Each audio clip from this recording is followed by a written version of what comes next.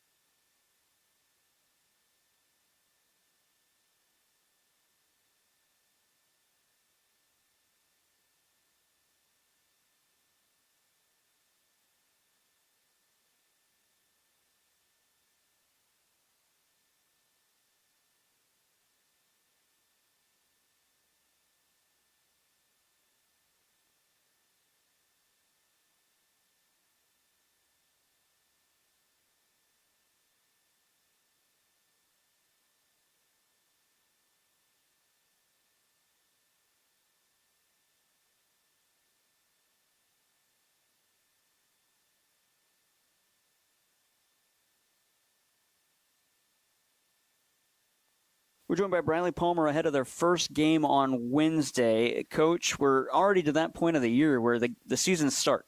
Isn't that crazy that we're already that far? Oh, I can't wait. I've been, we've been doing scouts this week and things like that, and it's just, putting your hands together and sheer excitement. And, this is what you do for, because in jamborees and things like that, they're realistic in some ways, but they're not in others. The reason we're good year after year is I think that it's preparation. And so you can just prepare for stuff, but you can't really get too focused in on October and what that brings, because people are playing things differently and whatnot. So we're really good as a staff of preparation. So now I'm excited to get going with that. What do you learn about a team through those couple of weekends of jamborees? You just see how you can push them, how hard, that they're going to give you those effort and those things that really come from your gut. And you should already know that, but at those times you can just see if they can kind of come and take the coaching and things mid-game and make those changes and then get better. You see the growth really either kind of stay the same or really elevate, because watching yourself on film and things like that, you can build from really a ton. And you can also stay the same, though, because then, you get some stubbornness and things like that. But those things in general, I like it for the film part and seeing that growth in those kids. You mentioned the growth. What's the growth been like from day one of camp this summer to this week, preparing for the first game? Oh yeah, it's been completely great in my mind, because different people have. every day when we get back from practice, we're like, who's our top 5, who's after today, and maybe not just who we would start, but just like who's our 5 that really got after it today, did the things, got better, competed. And there's been different lineups every day. We've had a couple that have been pretty consistent through August, but in general, we've had kids stepping up every day and understanding that we're looking for the best 5, but like it's not about just the starters and things like that. It's just about giving them a chance and understanding that, like, look, you've got to bring it every day. Like, nothing's given to you, and you've got to keep getting better, or because somebody else is. And I think that's been really great for our kids to see. You bring 3 back from last year, 1 an Annalise Driscoll that didn't get to play much, unfortunately, due to injury.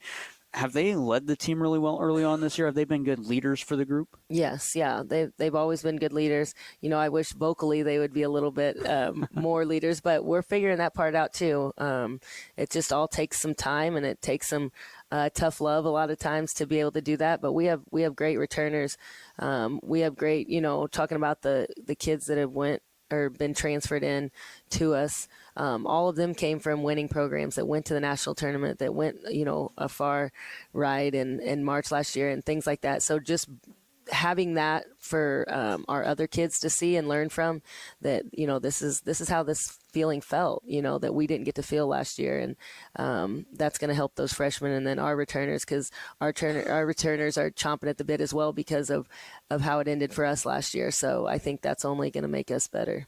Was it important to get transfers that come into the program that have been to the national tournament last year? Oh, absolutely. We want to recruit kids, whether high school or transfers or whatnot, that are from winning programs, because they have that mindset, and then you're not trying to teach something that they've never seen. And I think that it's really important that you've got a vision, and you've got to see winning at some part before you can actually do it yourself.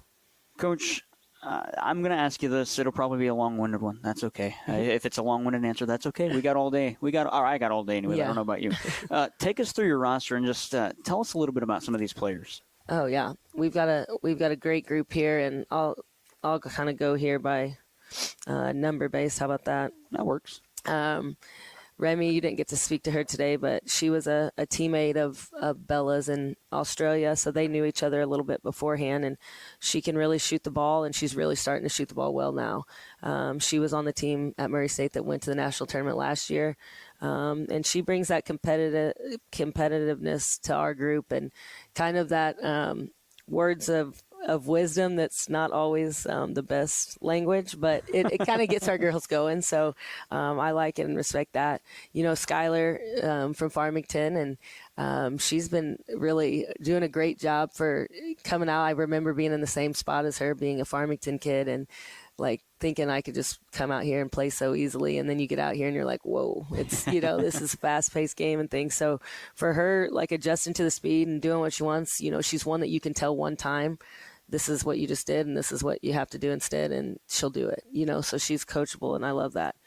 KT, our one of our returners and our one player that was all region first team last year, is huge to bring her back with her competitiveness. And, KT had some options to move on, and as when we recruited her, she only was going to stay 1 year too. So it was nice to her to come in here after our year ended like it did last year, and all the great we had done and things we had really changed with our group, and her to say, I am coming back because I want to win a region with you for the first time and go to the national tournament for the first time and those things. So I was really pleased to have her back, because she brings so much competitiveness and just the smarts to the basketball side of things. So we gotta make sure we get Maddie Ayers back healthy, so Isabel and Maddie can kind of take that role of point guard. So KT had to suffer through that a little bit with Maddie being out in this preseason. So yeah, I'm really excited to have her back for a second year. And then Jayla Clayton, she's our New Zealand kid, and she brings size, competitiveness, smarts. She's really learning about our defense and what it does, and kind of I think had in the last week and a half kind of the aha moments of like, oh, okay, because we've been able to see a lot of film versus, we've just been playing ourselves before that. So she's going to have a big year, and for a freshman, going to come in and be able to really make a spot for herself. And then Dame, she's from Netherlands, and she was, a highly recruited kid from a lot of JUCOs and kind of new to it, and loved the family atmosphere of things, and that kind of opened her eyes to coming to MAC. And one of the men's players, Stefan, he's from the same place as her, so they kind of got connected early on, and that's been good for GH and I both. And Dame brings some bounce and things like that, and she's getting used to the American side of the game, and trying to not travel and things like that just takes some time. And but she's understanding why now, and she's not being stubborn with it anymore. And she's really had a big week this past week, so I'm excited to see kind of how that goes into maneuvering into the game.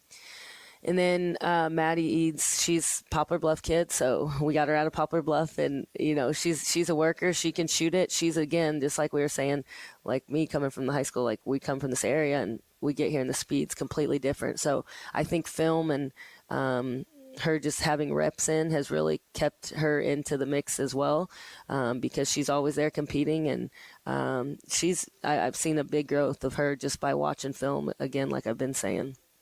And then Bella, you just got to talk to, she's a goofball and brings that personality that everybody's like, oh, Bella, or whatnot. But she's a force to be reckoned with when she really gets after it and gets, in good position in the post. And I've got big things for her and the rest of the post, because they're starting to kind of click right now. And it's an exciting thing, but to me, they always know, like, one day is not going to do it for me. You've got to put those together and be consistent, because I've got to know who I can trust when there's, 2 minutes on the clock and it's a tight game. And are we going to be disciplined, or are we going to, play our way? And so I think that's kind of where we're at with a lot of them. Going to then Isabel, her teammate from Iowa Western, just worker. And, what I like there is she won a state championship in high school at one of the biggest high schools in Wisconsin, and played with some really good players that are playing in the NCAA right now. And she'll do whatever you say and run through a brick wall. But then she's also, she's going to talk to you about, like what she doesn't understand, or maybe she's one that'll definitely correct me when I'm, mess up on something. And I'm like, oh yeah, you're right. Like we weren't running that. But because she's a student of the game, and she's doing it in that aspect to get better and learn from it. And I'm a player's coach in that sense of things, that my players that know stuff going on that maybe I missed or something, like I want them to be able to come to me in the right time, and let's get better from it. So I enjoy kind of getting challenged a little bit by her, just in her knowledge and having that basketball IQ. Then Maddie Ayers, you got to just talk to.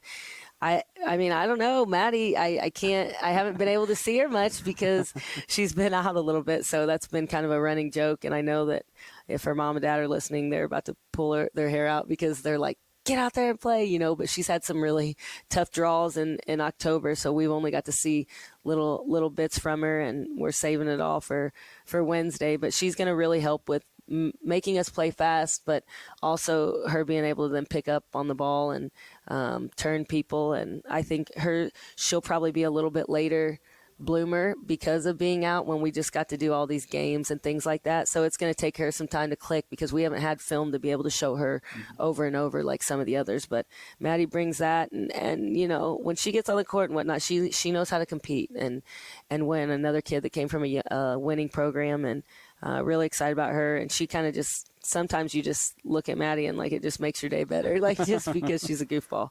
Annalise, like you said, the tough draw last year with the injuries and things like that. So we're just trying to keep her head focused on not worrying about that, because she is cleared, but it does still bother her. And so probably limiting some stuff with her as far as minutes and like the running we do and things like that is going to help. But I think that, no doubt she's going to have a great year. There's nobody that can stay in front of her. I mean, she's a jet. She's long. She plays really good off the ball defense. And as you know me, like if you can't guard, like you can't play even if you could score. So she's really come back and done some really good things. And then, her buddy Audra, and a returner. And Audra, I think, has been the biggest jump in from last year to this year, and I'm excited for you guys to get to see her. When Audra's, low and attacking, I mean, she's really in some good shape right now. She's a leader. She's starting to just do things by habit. Like, this is why you get kids 2 years, or you love it, because she's starting to do those things. And another big thing, she fought a lot of homesickness last year. And so I think just in general, being able to see her smile this year and her saying, Coach, I'm in a really good spot this year. And, I'm just kind of living in the moment and things like that. So she's got big plans for us as well. And I'm really excited to have her back. Ashley, you got to talk to her a little bit. She's from New York, and I didn't get to hear that, but I heard them saying that she said people are nice out here, so that's good to hear. Surprised me. Yeah, No, I'm just kidding. yeah. And Ashley is a student of the game, but Ashley's a worker.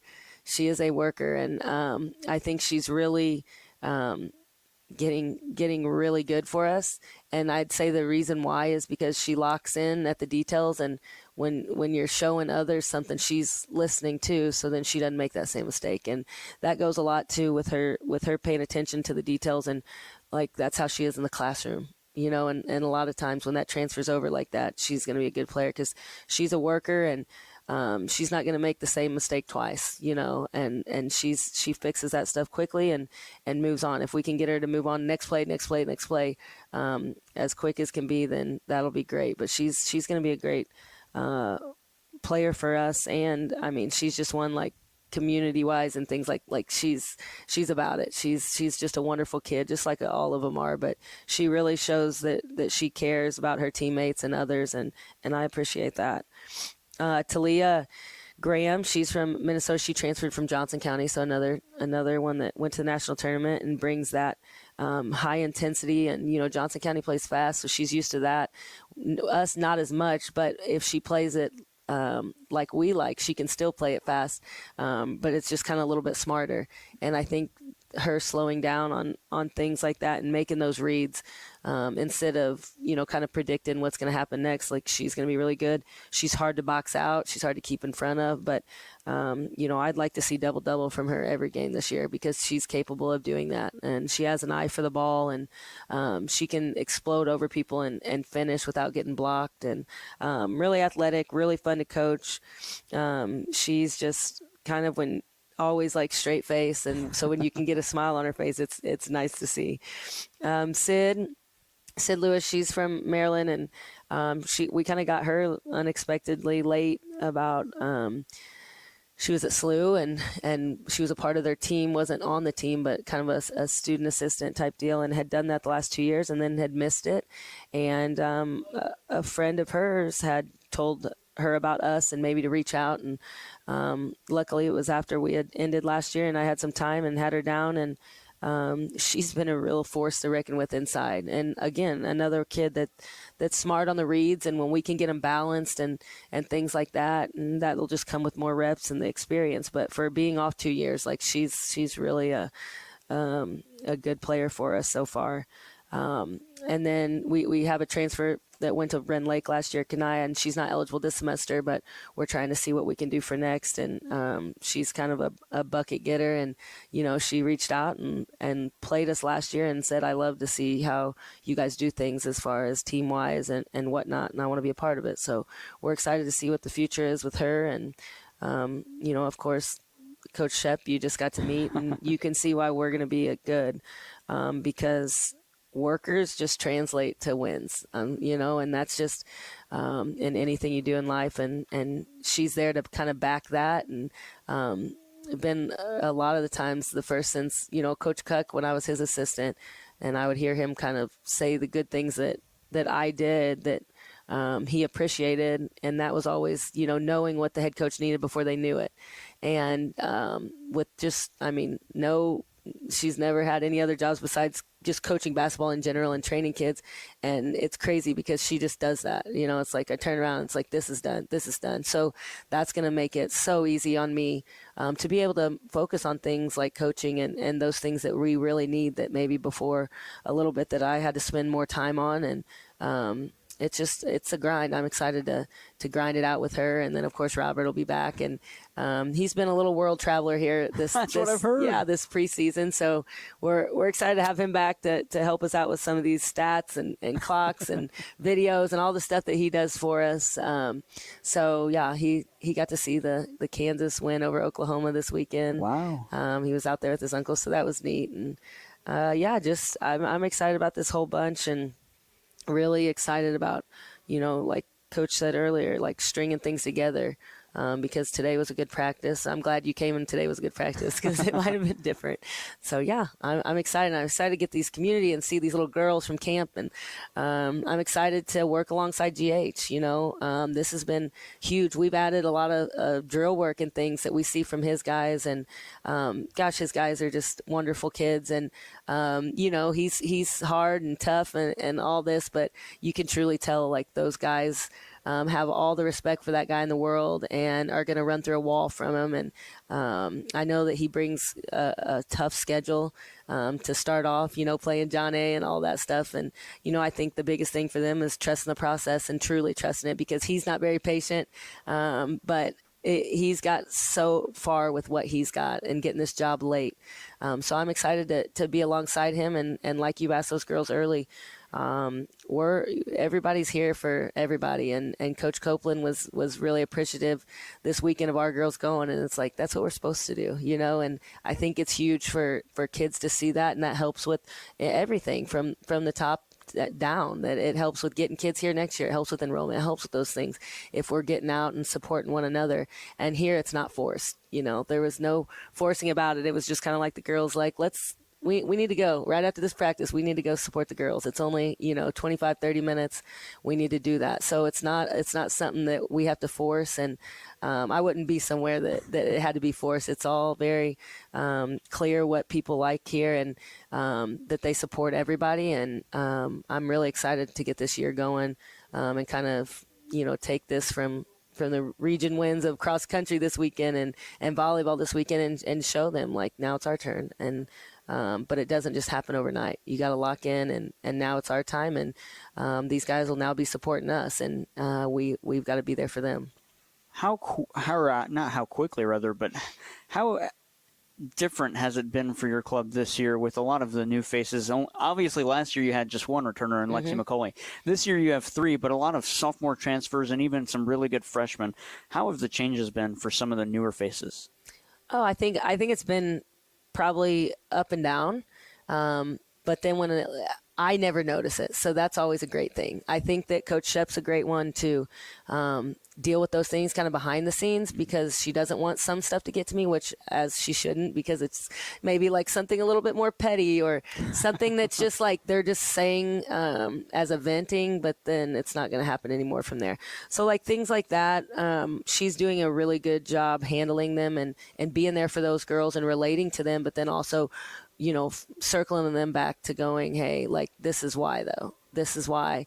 And at the end of the day, like, we're going to all be behind BP and what she's doing. And this is why, because, I mean, for the, the history of what we've done, and this is why we do those things. And, we always try to, I mean, I'm a teacher also, and you always try to show kids why we're doing it, or they don't understand, they're not going to get it. So you got to relate them to why. And so she does a really good job behind the scenes doing that with our team. And instead of making me all the time just have to come in and discipline and things like that. And we have wonderful kids. They're learning sometimes it is running that it takes. Sometimes it is calling them out for this that it takes, but it's been different things all the time.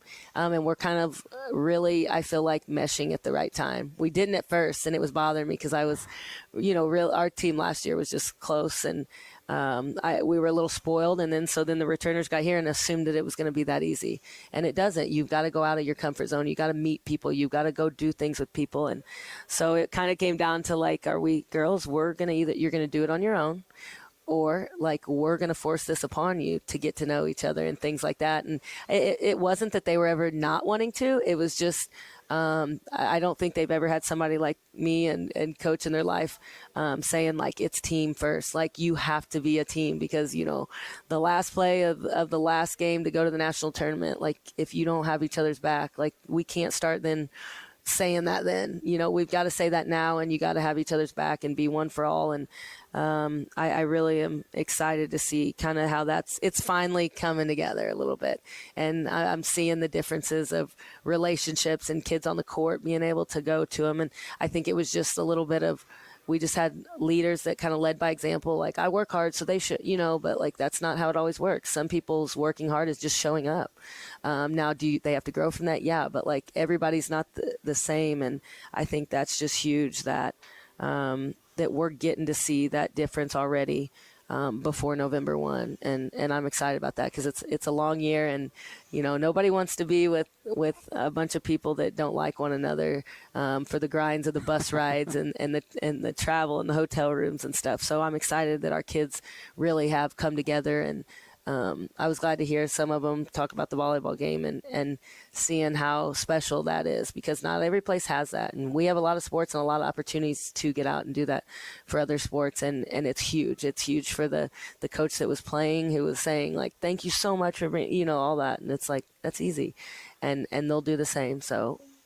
Well, I'll get into this question in just a minute about the goal for the season. I think I know the goal from what everybody's told me so far. Yeah. I'll ask it to you in just a little bit, or at least what it's gonna take to get there, Coach. But you look at the region this year. Moberly's got a new coach. Mm-hmm. Three Rivers, I'm sure they're going to be good with their coach coming back, obviously, with the team they're bringing back. But how do you feel? How do you look at the region right now and put yourself up to them, or compare your team to them, or where do you think that the region might stand this year? Do you have an idea yet? So if I did right now, I probably wouldn't say it, because I'm always big on one game at a time, and you can't overlook anybody, and trying to keep it simple and keep it on like 3 games that we focus on at a time type deal, and not look too far ahead and whatnot. When we get through this, and I'll learn a lot about our group, I know, before then, but I really like the chances of us in this region and what we can do, because, every year, I think we can win the region. I thought we could win the region last year. Now, would we have to play good? Yeah, but we beat 2 of the teams that were in, above us. So we're getting better. I'm getting better. I don't know everything, and I see myself grow as a head coach every day. And as long as I consistently know that every year I've got to do something, all I can hear Jimmy saying for the past couple of years is like, when we play the wall bashes or the when we're playing the bigger, faster, stronger kids, okay, our kids work as hard and things like that. But like, he's like, I'm sorry, you can't teach size. You can't see, you gotta recruit some size. So like on his better, we'll see this year, but as you see, we're big. We're big in all positions pretty much.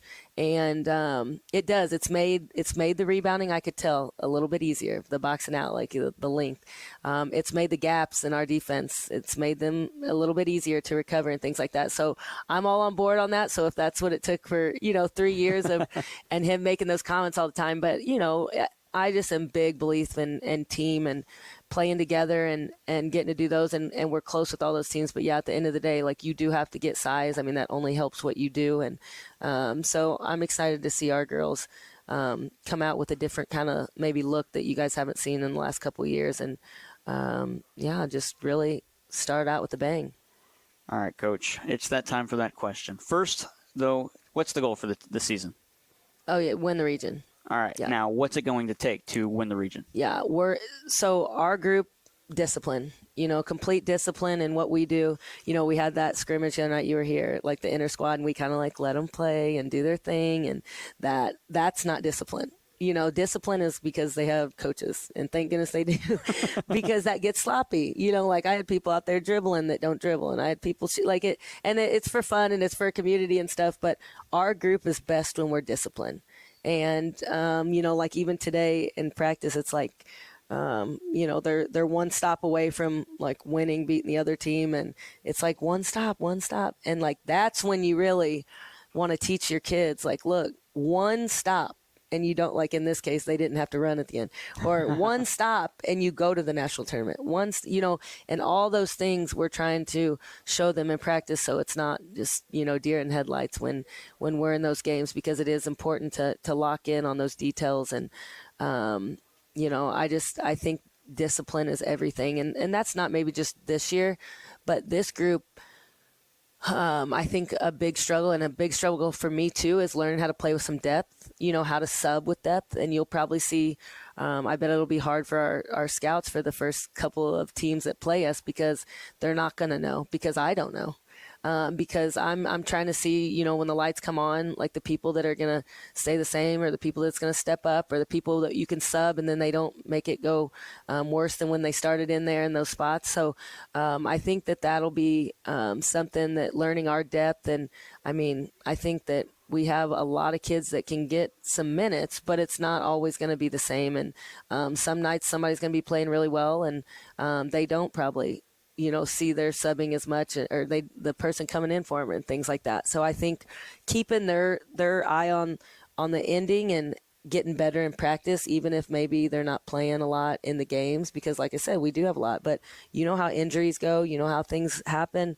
And if you're not ready, and it's next man up. And so if you're pouting or not understanding why you're not playing, maybe is not because you're doing something particularly wrong. It's just because you've got somebody above you that's better at the moment. So then you've got to go and show me in practice, that person that plays ahead of you, that you're going to bust them in practice, and give me that consistently. And that's when we're really going to be good. So I think those are some struggles. But, yeah, I'm always going to say discipline and what we're doing offensively and defensively, and not playing into the schemes that the teams, go for. I've heard a lot about other region teams and things like that. But at the end of the day, like, I'll see them when I see them, and we'll worry about it then, because we gotta focus on the task at hand, and that's us getting better and stringing, wins together here early. Coach, best of luck on Wednesday. We'll talk to you then. Thank you very much for coming in. Yep. That's Briley Palmer, head coach of the Mineral Area Lady Cardinals. They start their season on Wednesday. We'll be back with more right after this.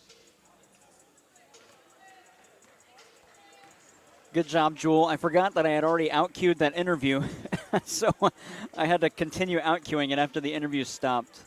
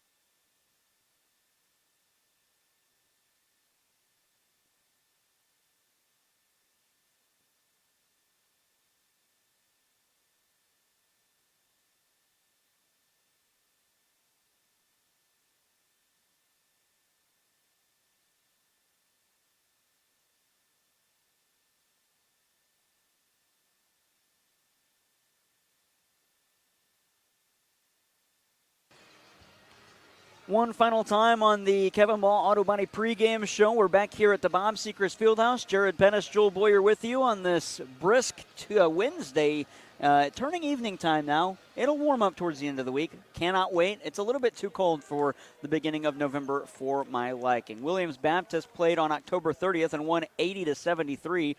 They're 1-0 on the season. Briley Palmer is the head coach of the Mineral Area Lady Cardinals in her 4th season. Last year they went 22-11. And lost in the Region 16 championship game to Moberly 73-58. Let's take a look at some of the stuff that's happening around the region today with our CarSmart drive around the region. We'll also get into this at halftime.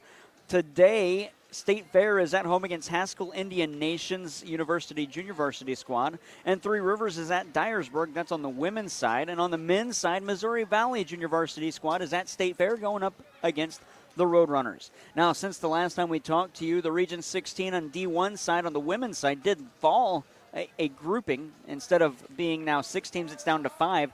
Jefferson College moves down to Division 2, so we won't be covering them this year as far as the drive around the region goes, unless they're playing a D1 school, but we will see them twice this season. Mac will host Jefferson on January the 20th, and play at Jefferson on February 10th. Those will both be back-to-back games, both Mineral Area men and women playing in those. It's the Kevin Ball Auto Body pregame show. That'll wrap things up. When we come back, we'll get you the starting lineups and the opening tip from the Bob Seekers Fieldhouse. Game 1 of the basketball season. It's here at Mineral Area as the Lady Cardinals play host to Williams Baptist Junior Varsity Lady Eagles. Tip-off next on KFMO and KFMO Sports Plus.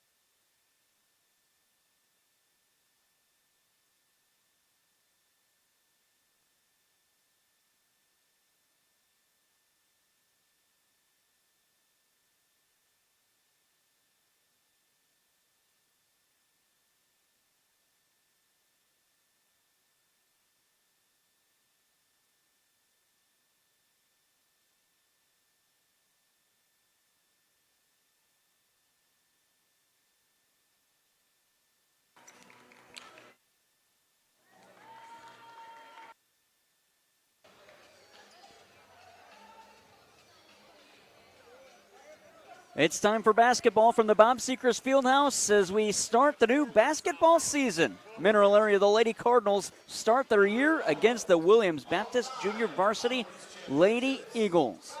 The Mineral Area Lady Cardinals are the home team. That means we'll meet the starting lineup first for the visitors. The Lady Eagles at 1-0 on the season. Their head coach is Kayla Tyus. They go with the 5'4 sophomore. It's Amanda Nelson, a freshman at 5'6, Shermaya Bracey, a 5'5 freshman, Jasmine Cooks, a 5'8 freshman in Brenica Taylor. First shot for Mineral Area rolls off. That one from a new player. That's Remy Langmaid. We'll get into that momentarily as Cooks gets the rebound, comes the other way, can't put up a shot. It's stolen by Mineral Area.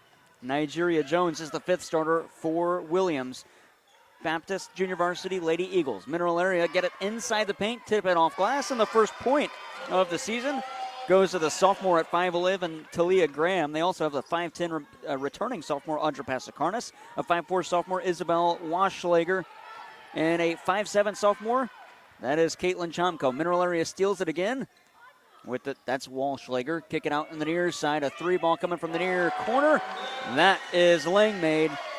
And she makes it 5-0. And a quick timeout. We'll go ahead and keep this one here. It's a 30. We'll keep this timeout here. 9:11 to go in quarter number one. Mineral Area leads 5-0. It's Caitlin Chomko, a returning sophomore. She's 5'7 from Houston, Texas. And Remy Langmaid made that tray.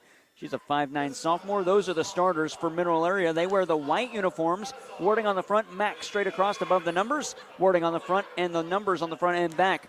Red trimmed in black with red trim on the bottom of the pants here of these white uniforms, around the collar and around the sleeve cuff. Williams Baptist wearing the black uniforms. Williams straight across on the front above the numbers. Nothing on the back except the numbers. Numbers on the front as well. That's all blue trimmed in white on the black uniforms with blue trim around the collar. It's the Lady Eagles ball, and Brenica Taylor will fire it in to her teammate Jasmine Cooks. The 5'5 freshman will cross the center line and set up head of the arc. Get it to the far wing for Nigeria Jones. Interior feed for Cooks, nearly out of bounds, but she'll pivot and put it up and in from the low post. Cooks with two makes it 5-2. Williams Baptist trailing by 3. Mack has it back on the offensive side. Jared Pettis and Joel Boyer with you on this Wednesday evening, turning nighttime at the conclusion of this game. An early one, as that'll be a turnover by Mineral Area. It was given away by Caitlin Chomko. Couldn't do anything with it, just fed it into the paint, and no one was there. Large size crowd, student section filled to the brim. We're at the Bob Sechrist Fieldhouse. And game one of our basketball season broadcast, game 59, all sports combined. Head of the arc, here's Amanda Nelson to the near side. Pump fake on a three from Cooks. She'll drive in, kick it back out to the near corner. That's Taylor, rims it off, can't finish. Chomko picks up a rebound. She'll patrol on the far side of the court and cross the timeline with the pass to Pasakarnas. Take it to the cup, roll it up and in with the right hand. The 5'10 sophomore from Australia getting the job done, and we will see a substitution coming in momentarily. It'll be the freshman Reagan Head for Williams Baptist at the next available moment. Back to a 5-point differential, 7-2 Mac. Head of the arc, here's Nelson. Kick it back to the near side. That's Cooks. Thinks about a three, but Chomko gets to her. Now feeds it just inside the arc to Taylor.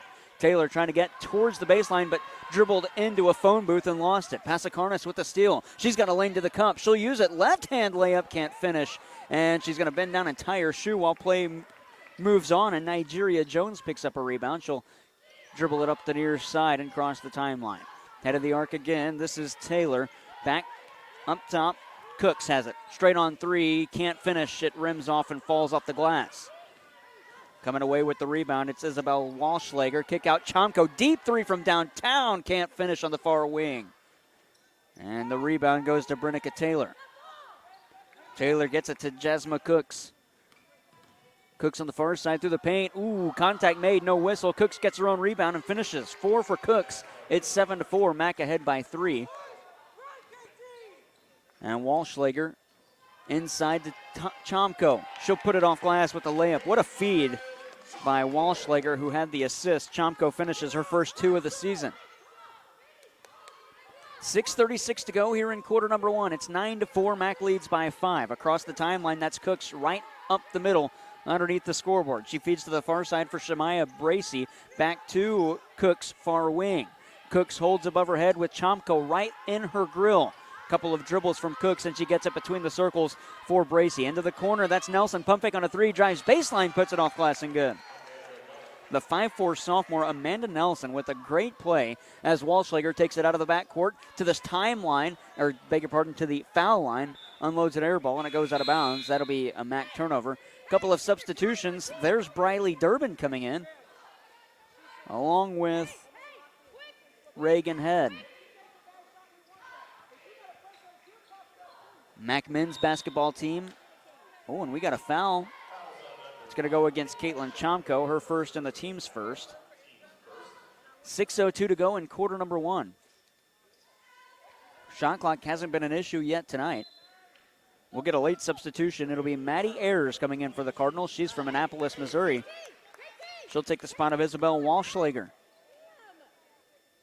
Bounce feed on the inbound. Taylor sent it to Jasmine Cooks. Cooks trapped in the backcourt. Full court pressure from Mineral Area. She'll just heave one to the timeline, and it's off the leg of the recipient, Bracey. Mineral Area picks it up. It was Chomko. Spot up three from the near side. Langmaid rattles in. Remy Langmaid, the 5'9 sophomore from Melbourne, Australia, has got 6 of Mineral Area's points. And a whistle is called, a foul coming against Mineral Area.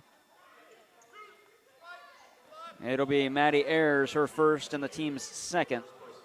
On the floor is the call, so it'll be an inbound feed from Jasmine Cooks.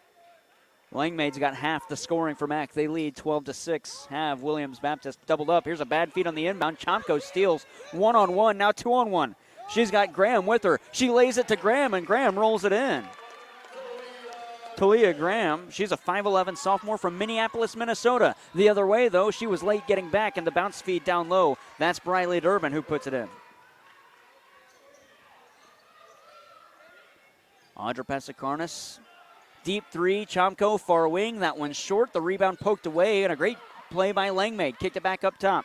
Head of the arc, that's Talia Graham. To the far side, pump fake on a three from the wing. That was Pasikarnas. Back to the near corner. Langmaid couldn't control that hot potato coming out of the oven. Ooh, Williams wants a foul. Instead, they don't get it. And MAC, with Maddie Ayers, touches it as it crosses the court. 4:58 to go in this first quarter. MAC leads 14-8. Inbounding, it'll be Sean Leger. Briley Durbin still on the floor. They inbound to Briley Durbin in the backcourt. MAC leads 14-8. Durbin crosses the timeline. Ooh, rolling on an ankle and falling over was Jayla Clayton. She's back to her feet. She wears jersey number 10. She's a freshman from New Zealand for Mineral Area. Head of the arc, now kicked out to the near side. Nelson thought about a three, sent it back up top. Here's a straight-on tray. That one was from Bracey, couldn't finish, and it stays with Williams Baptist, but quickly stripped away by Graham. We go whistle, held ball, and the arrow favors Williams Baptist. And so the black and blue control the ball. And we'll see a new player coming in, Ashley Baragas. She's a 6-foot freshman. She'll play inside for Mineral Area this year. Caitlin Chomko is guarding Nelson. There's the shot clock violation. Check that, it should have been changed. So we will, it will be a shot clock violation. I think they're going to reset this. The shot clock was never reset to 20 seconds after the foul. It'll be MAC ball unless this is overturned. 4:26 to go. It will stay MAC basketball. Okay. Head coach Kayla Tyus talking things over with the official. Chomko's got it. Offensive territory, head of the arc. Pump fake, now she drives in, pulls up at the near elbow. Can't finish on that shot. Got too much of the back rim, and it's rolled off, and Reagan Head picks up the rebound. Head the other way. Knocked away by Ayers. Diving forward on the floor. We still have hands on it. 2 players, one for Williams Baptist. That was Nigeria Jones, and for Mineral Area, Jayla Clayton. The arrow favors MAC after the jump ball was whistled.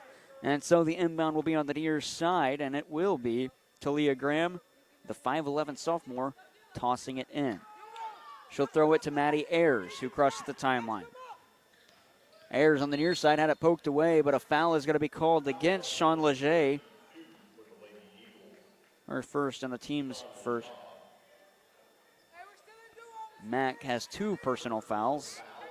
Williams Baptist has 1. Team fouls, that is, rather. Inbounding, it's Jalea Clayton. Right. Clayton tossed it to the corner, far side. Chomko unloads nothing but nylon. Caitlin Chomko with 5. That was Jayla Clayton inbounding. The ball found its way to Chomko. 17-8, Mack leads. Crossing the timeline, spot up tray far side. That's Taylor, and that one goes. Bernica Taylor. Check that, it was Sean Leger. She's got 3, make it 17-11. That'll erase the 3 that Chomko made, and the differential is the same as it was before. Falling to the floor, that was Baragas. She somehow got it to Clayton. She'll drive through the paint, hook layup with the left hand, and put it off glass and in. Jayla Clayton, the 5'8 freshman from New Zealand, is on the books here at the Bob Seekers Fieldhouse. 3:10 to go in quarter number 1. An 8-point lead, 19-11. Mack with the advantage. Up top, that's Nigeria Jones. She'll take it to the foul line, and we get a whistle. Are we going to go held ball here or foul? We go held ball, as getting arms on it was Talia Graham after it was loose after a dribble, and the arrow keeps it with Mineral Area. All right, check that, Williams Baptist. Officials today, Jason Smith, Craig Gibbs, and Jason Reed. Here's a 3 from the near corner. That'll get nothing but nylon as Reagan Head finishes. Outlet feed, though, in the Hail Mary pass. Passacarnas couldn't catch up to it. 19-13, Mack ahead by 6. But Williams Baptist will get the ball back. Crossing the timeline on the far side, it's Sean Leger. She'll hand it up top for Reagan Head. Get it to the far wing for her teammate. That's Nigeria Jones back up top. This is Briley Durbin. She thought about a 3. Now she'll push into the paint, kick it back out for Nelson, who hops to the near corner. Nelson picked up her dribble. She walks as she feeds up top for Reagan Head. That's a whistle and a turnover. Mack will get it back.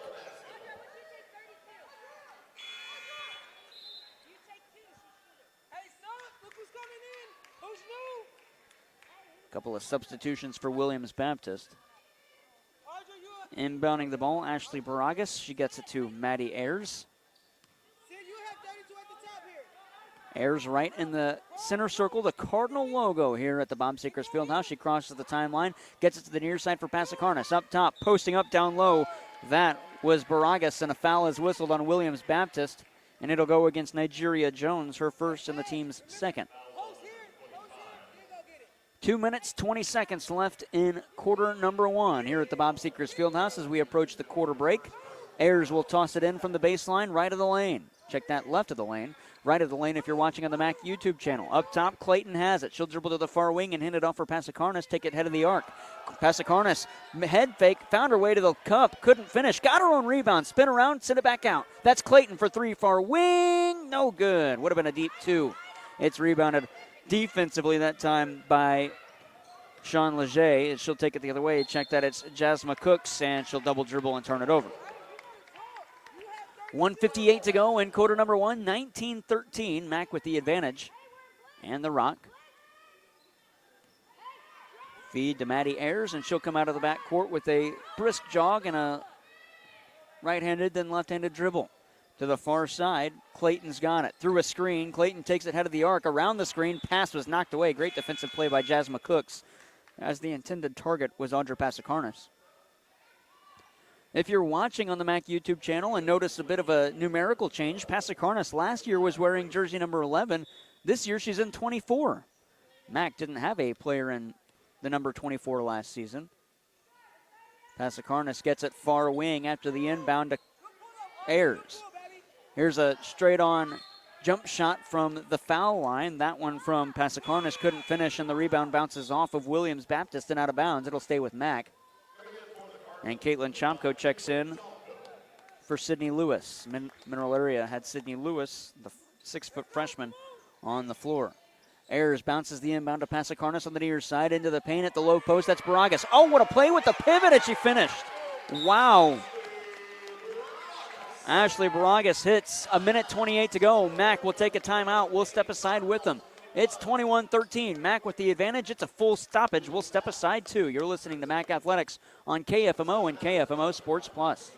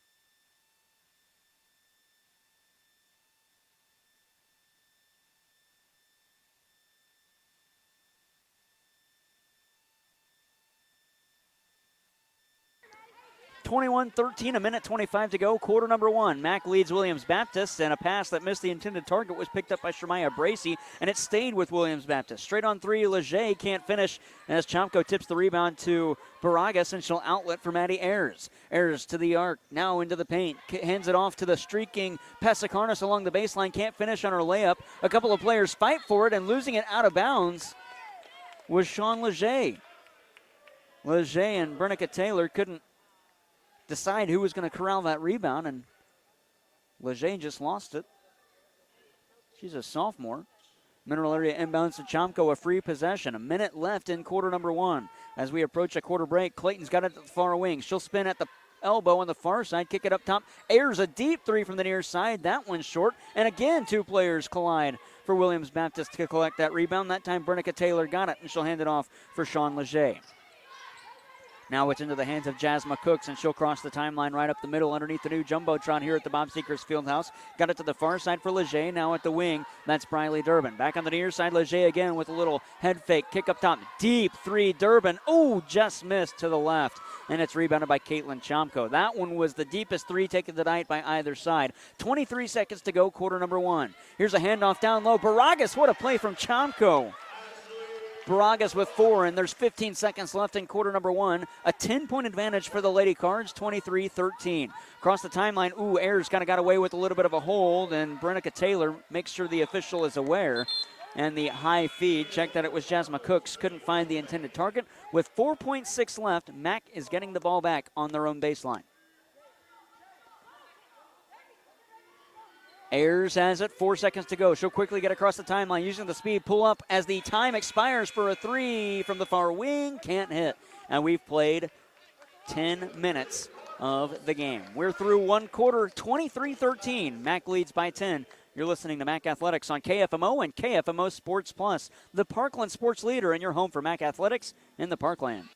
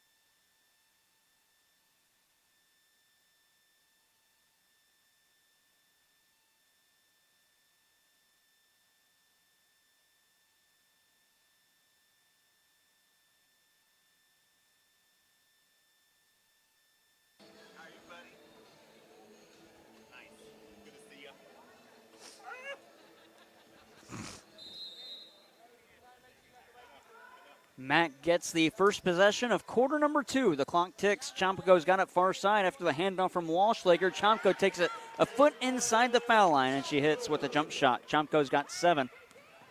We're through one quarter into second quarter, and it's 25-13 now for Mack as Briley Durbin takes it to the far side in the offensive territory. Back to the near wing for Jasmine Cooks. She'll dribble ahead of the arc now between the circles. Fed it into the corner for Shemaya Bracey. Driving baseline, picks up her dribble.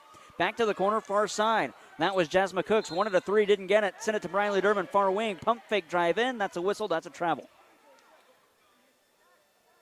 Mack will get it back after the turnover by Williams Baptist. The Lady Eagles won their first game of the year October 30th, 80-73 over Champion Christian.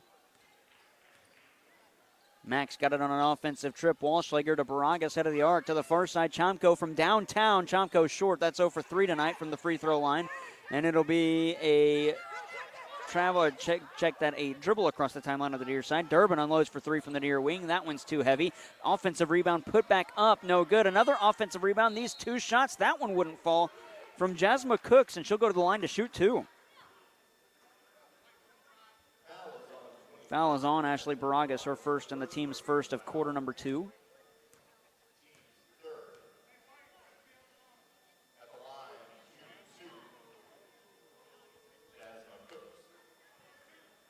And Cooks will shoot two at the free throw line. She's a 5'5" freshman.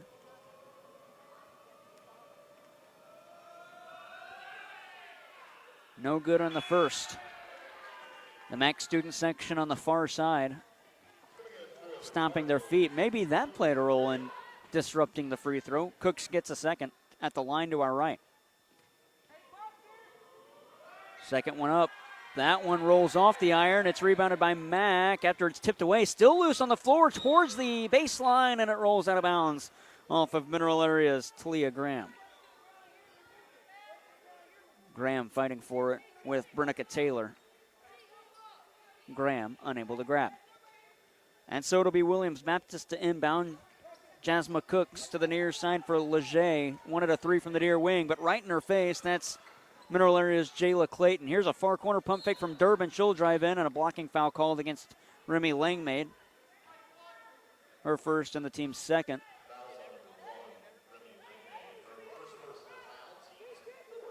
.8:48 to go in quarter number 2. Jared Pettis, Joel Boyer with you on this Wednesday afternoon turning evening. Audra Passacarnas will check in momentarily.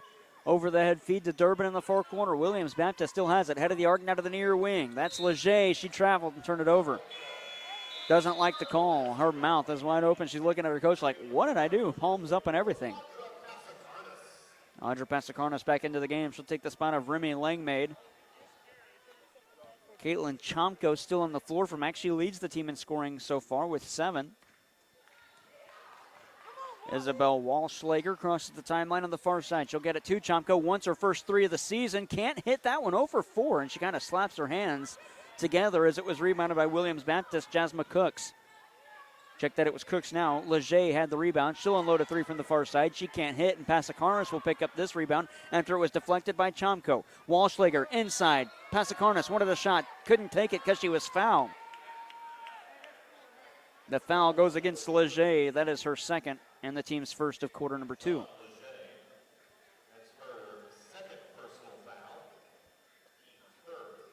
So shooting 2 at the line to our left, Audra Passacarnas. Our first free throws for Mac this season. Last year, Passacarnas was a 63% shooter from the foul line, and she misses on the first attempt. She will get a second.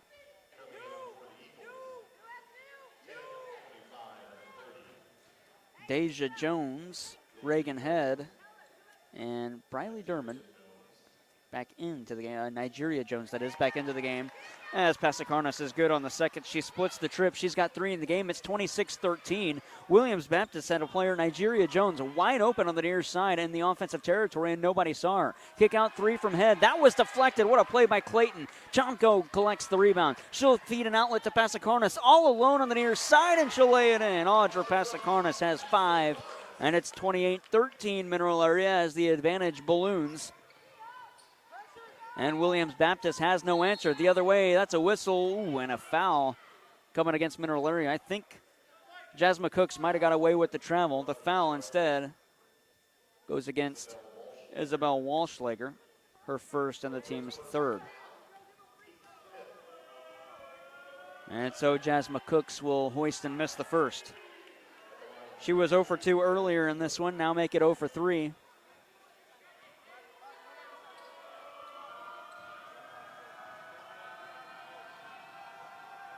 Second one up, off the rim and out. Too much of the back iron, and Passacarnas lost the rebound as Mineral Area dives for it. Chomko turned it over as she tipped it the other way. Here's a shot high off glass, and it falls in. Brenica Taylor, the and one, as the foul is called against Audra Passacarnas as she slaps her hands. That's 4 on Mineral Area in this quarter. There's still 7:36 to go. One more, and Williams Baptist is in the bonus. The and one for Brenica Taylor after she finished on that shot. It's 28-15. Turn into 28-16. She makes that one. Mack with the inbound feed to Caitlin Chomko. She'll cross the timeline on the far side, get it to Walschlager outside of the arc in the corner. The interior feed looking for Talia Graham was knocked away. And coming the other way, that's Jasmine Cooks and Williams Baptist. To the far side for Deja Jones. She'll unload a rain-making three. It wasn't good, and Talia Graham will just let it go out of bounds. And Annalise Driscoll into the game. She played 5 games last year for Mineral Area College. Had 16 points in those games, then hurt her ankle and missed the rest of the season.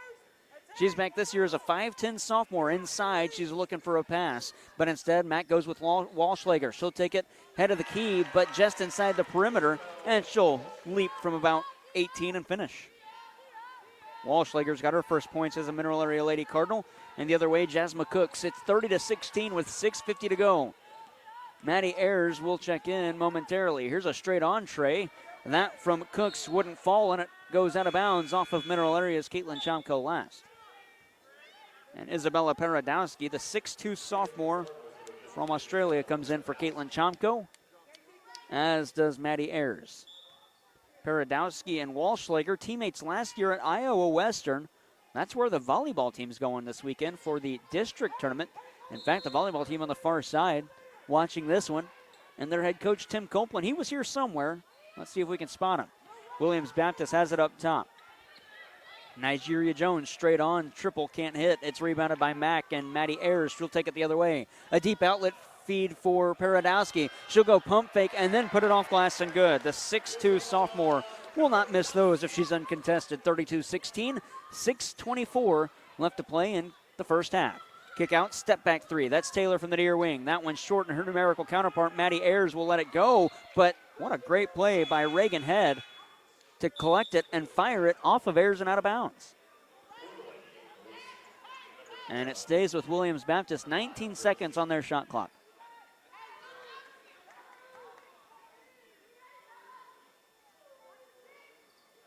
Holding the inbound is Williams Baptist. Going to have to get it into somebody on the far side. They do. Found Shermaya Bracey. She'll get it to the near side for Reagan Head at the wing. Pick up her dribble, head of the arc. Got it to the near side, that time for Leger. Check that. It was Cooks. Now up top, straight on three from Head. That was no good. Offensive rebound, Amanda Nelson, but she loses it in the paint. Paradowski was there. We're fighting for it on the floor. A couple of MAC players come away with it, and they hand it off to Maddie Ayers. She'll outlet for Annalise Driscoll. Oh, but the pass read perfectly, and Deja Jones tips it away. It'll stay with Mack on the offensive side. They'll inbound left of the lane to our left, and it'll be Driscoll to throw it in.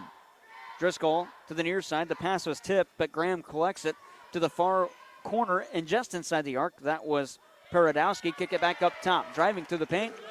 That was Walschlager, and she'll lay it in. She's got 6, make it 34-16. Mack is in the lead by 18 points.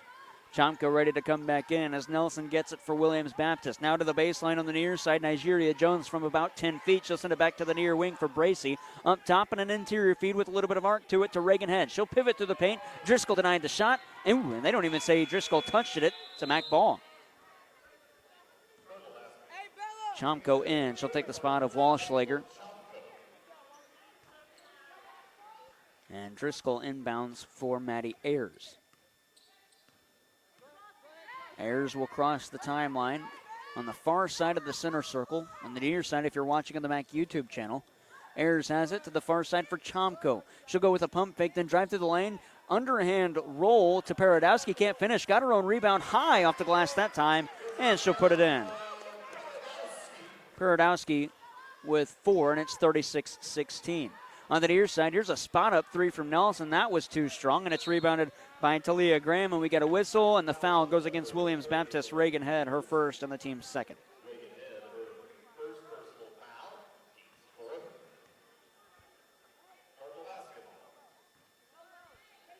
Talia Graham inbounds now for Maddie Ayers. Ayers from Annapolis, Missouri, averaged 18 points per game in her senior year as she's tripping towards the basket. Oh, they call a charge on Ayers. That's her second. Second on Ayers, and that puts Williams Baptist in the bonus with 5 fouls in the quarter on Mineral Area. Williams Baptist will cross the timeline, an outlet feed and a Hail Mary. It's knocked away, and Driscoll was the one that knocked it away after the intended receiver, Shemaiah Bracey, couldn't collect. Chomko to inside. Paradowski can't corral it. Kick it out. Ayers, thought about a three. Instead feeds it. Another feed down low as Chomko got it to Paradowski on the baseline. She'll dribble once, take it to the cup. And Paradowski's got 6. Mack the other way. Check that Williams Baptist the other way, and a reach-in foul called against Annalise Driscoll. Her first, and that's already 5 on Mineral Area, so it's 2 shots for the Lady Eagles.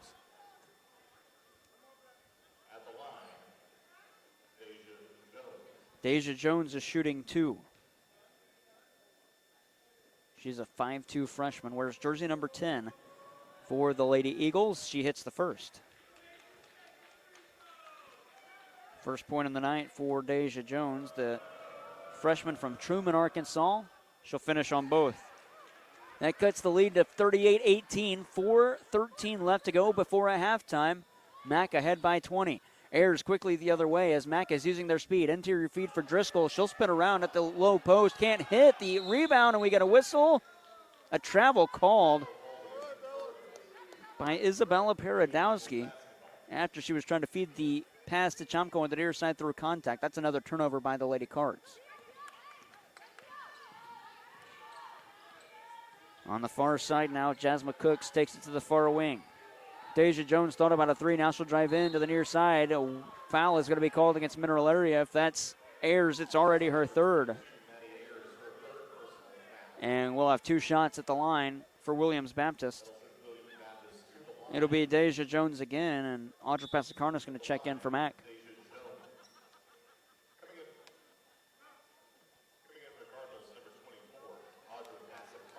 Passacarnas comes in for Ayers. The first free throw.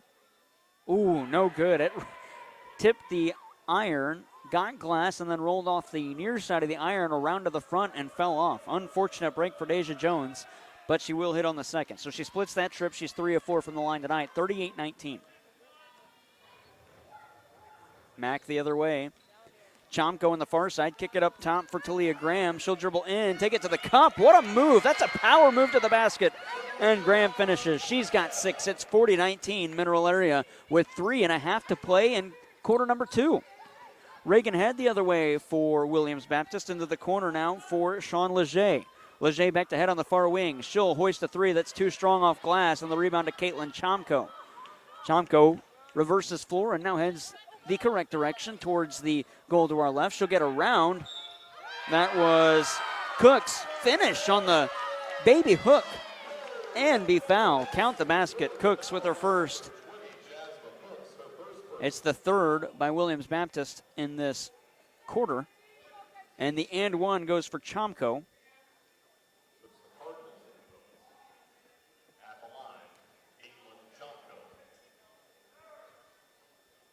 Chomko can't hit. The rebound falls off, and it's collected by Brenica Taylor. 3:08 to play in quarter number 2. 42-19, Mack leads. Pump fake on a 3 from Jones. She'll kick out far side. Now a tray attempt by Cooks, can't hit, and Mack rebounds it with Caitlin Chomko. She'll cross the timeline, and Chomko takes it to the near wing. Up top for Graham, to the far side for Driscoll. A couple of Mack Lady Cardinals ready to check in, and it's poked away from behind by Brenica Taylor. And it stays with Driscoll and the Mack Lady Birds. Coming in, it's Remy Langmaid and Jayla Clayton for Mineral Area. And Briley Durbin for Williams Baptist. Driscoll going to inbound for Audra Passacarnas between the circles to the paint. Kick out for Clayton, far side at the wing. Nearly lost the dribble, but stays with it. Passacarnas on the far side didn't want the pass, but it came to her. Langmaid from downtown straight on, nothing but net. Langmaid's got 9. She's hit 3 triples today. Williams Baptist the other way. The score 45-19. Here's a rain-making 3 from the far side for Leger. Can't finish. Passacarnas with the rebound. Outlet for Driscoll. Looks behind her. She's all alone. And she'll lay it in. Driscoll, her first points since the first 5 games from last season. She's now got 18 career points as a Mineral Area Lady Cardinal, 2 this season. 47-19 with 2:05 to go. Pivot through the paint, high off the glass. Great defense by Clayton with her hands up, but finishing was Jasmine Cook. She's got 6, and Mineral Area the other way. We'll see a new substitution coming in. It'll be Damie Von Gills for Mack. Interior feed, Paradowski lost it in the paint. Players fall for it. Couple of arms on it. Held ball. Arrow favors Williams Baptist.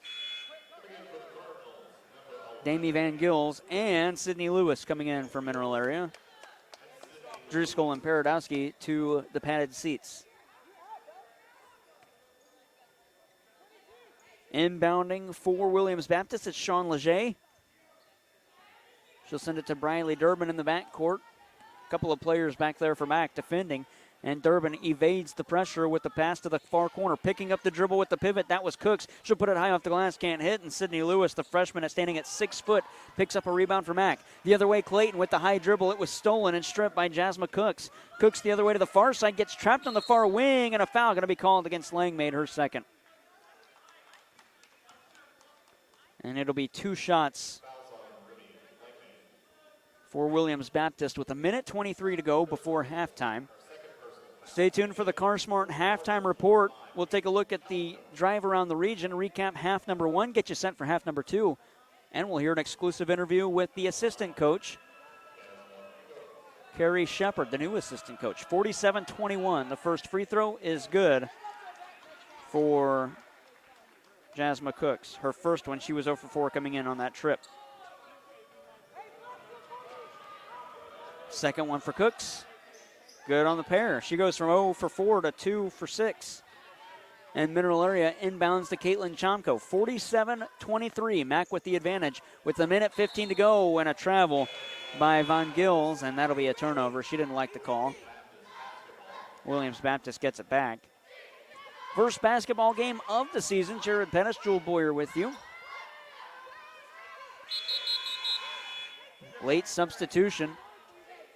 It's Shermia Bracey. Bracey coming in for the Lady Eagles. They're 1-0 on the season, won 2 nights ago, 80-73. Here's an outlet feed quickly to Cooks after she inbounded. She'll cross the timeline and set up the offense for Williams Baptist. 1:08 to go in quarter number 2 and before halftime. The CarSmart halftime report follows this quarter as 15 on the shot clock. The pass to the far side was knocked away, and the clock will hold at 13 with under a minute to play. Briley Durbin couldn't find anybody to send it to.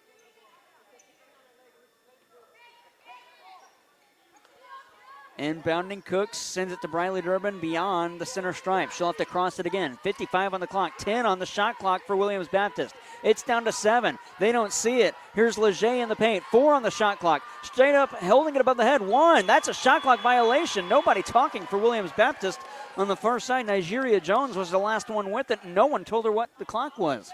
Her bench was counting down the clock, but no one heard.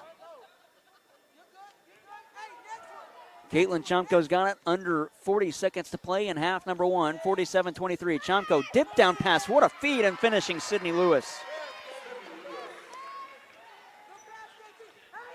Lewis with the toss and finish her first points tonight. Jasmine Cooks will cross the timeline. Shot clock down to 20. Game clock at 23 seconds. We're in the first half. Over to the far side, Cooks thought about a 3, instead dribbles in, now backs up into the corner. Staying with her is Jayla Clayton. She'll get through Clayton, put it high off glass, finish, and be fouled by Clayton. That'll stop the clock at 12.2. Cooks with 10, the and 1 coming.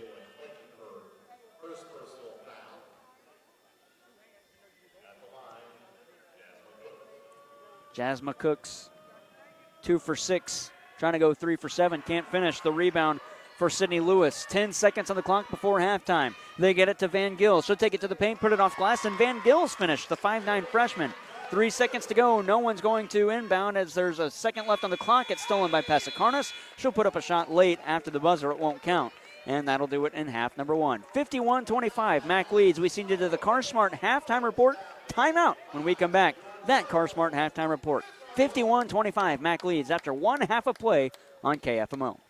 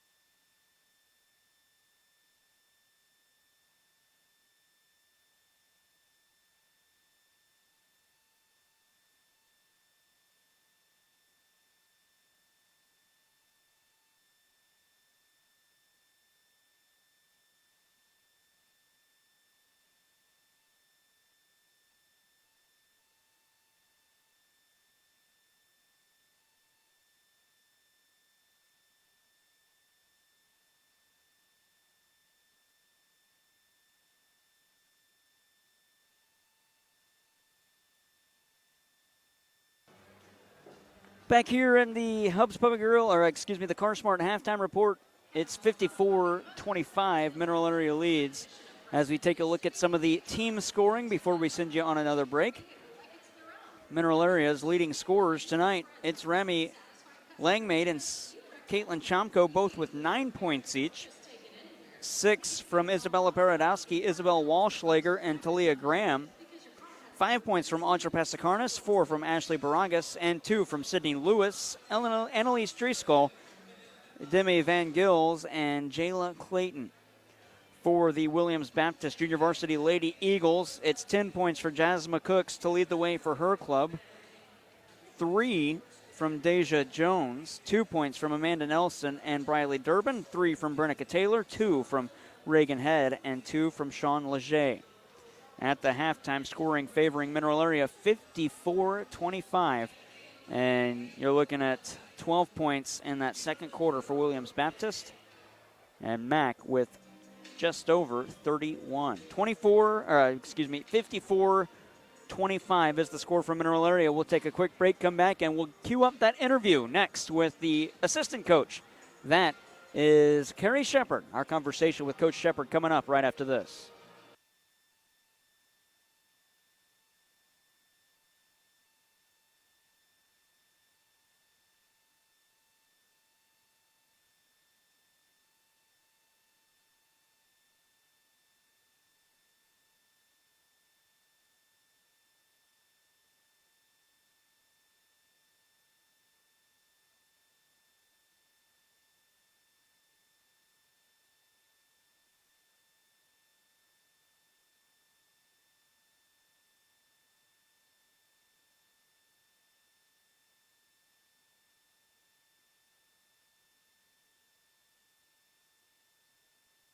Cardinals basketball program, Carrie Shepard, Coach. What brought you to Mineral Area College? So, long story short, BP been recruiting me since I was playing basketball collegiately, and so I went through my basketball career and went and played overseas for a year in Ireland, and then after that I was like, okay, it's time to get a big girl job, and I just knew the joy that I had for the game was no longer me playing it, but making people better and realize, the relationships and things basketball could bring to their lives, just making them better people on and off the court. And got a phone call from my dad's like, hey, BP's looking for an assistant, and I had a conversation with her, came and checked out, the facilities, what MAC was really about, and just saw her passion and her heart for this community, for this team, for this program, and that's something that I knew I wanted to be a part of. And then being JUCO, JUCO is all about hard workers, and so I'm blessed to work for a hard worker and add my heart with hers and try to do some good things here. Did you say she recruited you as a player or tried to? Yeah, she did. She did. Even when I transferred, she'd still, hey, there's still a locker here for you at MAC. So yeah, she's been hitting on me hard, pretty hard for a long time. Did that connection that she made with you back then when you were playing really form the early connection for you joining as an assistant coach? At the time, I never would think that I would be coaching alongside of her. I always knew she led Red and Black MAC to the day she died. She still does. I never thought at that point in time it'll come back full circle like this, but I'm grateful that it did. Well, the president of the college, Joe Gogor, told me earlier in this season, I think it was actually earlier in this year, towards the end of last season, that Briley Palmer has been such an ambassador for women's sports here at MAC. How has it been for you to, quote-unquote, go under her wing here as an assistant and now help her program succeed? I'll tell you one thing that I love about BP is she's a winner, and winners, they win by their daily habits. She competes in everything that she does. She wants to be the best in everything that she does, and I have that same mentality. And it's even important for the young ladies that's growing up in this program to see that that a female can be aggressive, can be competitive, and can be successful, even with a family, which is even more of a big deal, like big eye-opening deal. But like I said, she's very passionate about everything that she does. Everything that she does, she wants to be the best at everything that she does. And that's exactly what I stand for. It's exactly what I live for. But just, even her heart with family, her heart with community, like really having a heart for people and just, trying to make sure everyone has a chance to be successful, but also showing these ladies every day that takes work. It takes hard work, it takes sacrifice, and she's done that in her career. She's done that in her life, so it just makes sense. Like, who would want to be a part of that? So You joined the team as the assistant coach. What do you bring coaching style? What's your coaching style that you've brought to Mineral Area College? I think I'm just authentically myself. My girls know that Shep is very honest. Shep loves you, but Shep is gonna push you. Shep doesn't like shortcuts. I mean, look at me. I'm like 5'4", even sitting down. So it's like, everything that I've done in my life, I had to put the work in. And I'm a big person that, the confidence comes from the work you put in. Value that. Embrace who you are and be the best version that you can be. Everyone has a purpose. I'm a big believer everyone has a purpose. Like, God put us here for a reason. What He gave you a gift. What you do with that gift is your gift back to Him. So by pushing them every single day to be the best version of themselves, what better gift is that? So they know Coach Shep is always here to love her. Coach Shep's going to feed them whenever she can, unless she's feeding herself. But they know open door policy. Like, and everyone knows at 9:34 my phone goes on sleep mode. If you're not a part of this program, you're not getting through. So they know Shep loves them, and they know anything they need, I'll be there for them. So. How has the team grown from day one of camp in the summer to now, the week of the game starting? I think they're learning that to grow up a little bit, and as sophomores included, they're learning the importance of the details. They're learning the importance of your habits. Every day I have a little note over there on my desk for them to read, just to think about. Just because, like, I tell them all the time, embrace it and enjoy it. But, don't have any regrets. Leave everything you got. So I think what they're starting to see, like today, we had a really, really great practice this morning, and it's just from competing. Like, nothing is going to be perfect. You're not going to make every shot. You're not going to get every stop. But if you compete, you give yourself a chance, and that's all we need is a chance. So I think from day one to now, we've grown. Obviously, we still got growing to do. The good thing is we played a lot of people in October, so we kind of, find our identity and who we're going to be this year. But they're making better choices every day. So I can honestly say we're stacking days, getting better 1%. So I think the running theme and the next question I should ask is, what's the goal for the season? But everyone I've interviewed so far has answered with a Region 16 championship and move on after that. Right. And I'll ask Bradley Palmer this as well. What's it going to take to get to the Region 16 championship game and to win it? The quote for the rest of the year: rid yourself of self. As long as we can, think about our team, not ourselves, play extremely hard, play together, stay connected. Like I said, focus on those details. It's all about us. I mean, they have the talent, we have the ability, but if we can, focus on what we need to do to be the best team we can be, it'll be pretty hard to beat. Be pretty hard to top. We're joined by Bradley Palmer. That was the assistant coach at Mineral Area College, the new assistant coach, Carrie Shepard. Let's quickly get the CarSmart drive around the region before we wrap things up. On the women's basketball side tonight, Haskell Indian Nations is at State Fair and Three Rivers is at Dyersburg State. And on the men's basketball side, State Fair hosts Missouri Valley Junior Varsity. That's the CarSmart drive around the region. If you're in the market for a car, think smart, think CarSmart, where buying a car isn't rocket science. Visit them at thinkcarsmart.com. That'll wrap things up for your CarSmart Mac Minute.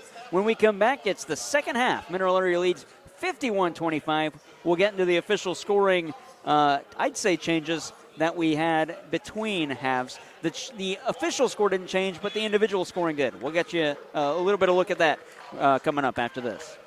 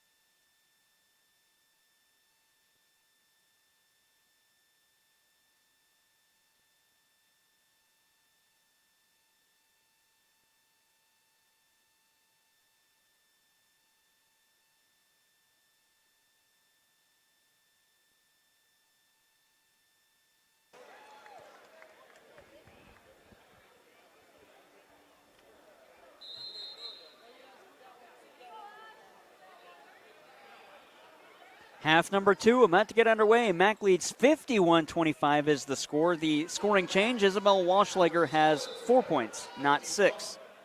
She gets the inbound here, and Mineral Area gets the first possession. They're now left to right on your listening device. Walschlager sends it to the post at Talia Graham. She'll take it through the paint and be pushed down. Williams Baptist wants to travel. I don't know if we're going to see the travel. We might get a foul called against Nigeria Jones. We will. That's her second and the team's first of quarter number 3. And Walschlager will inbound right of the lane on the near side. Walschlager holds above her head, sends it to the far side for Pasikarnas along the baseline. To the foul line now, this is Graham. She'll unload, can't hit. The rebound for Shemaya Bracey, and she'll pick up her dribble in the backcourt and toss it to me. That is out of bounds. 51-25. We've played 19 seconds of the third quarter. Mac with the advantage, and now the Rock. Walschlager collects in this entire quarter so far, now 25 seconds in. Williams Baptist has had it for 2 seconds. Walschlager in the corner on the near side, driving baseline, nearly lost it, hands it off to her teammate Pasikarnas. Back to the corner, Walschlager wants a 3, it's good. Walschlager with 7, and it's 54-25. Here's a 3 on the opposite end, trying to erase that added 3-point. It was Jones, couldn't hit, and Reagan Head gets the rebound in the center circle. Now for Cooks between the circles, she'll dribble to the near side around the arc, get it to the wing, and send it back up top for Head. Now to the far side at the wing again, it's Bracey. To the near side, this is a 3 from the near elbow, and that was no good by Head, and it's rebounded by Caitlin Chomko. Chomko the other way, takes it inside the paint. Going to put it off glass with the left hand, and she hits.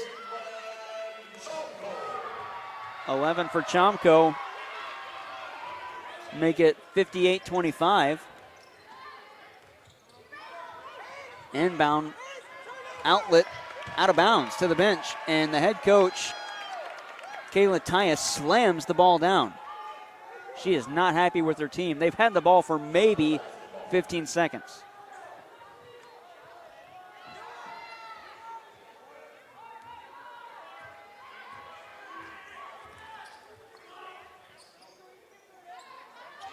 Into the corner.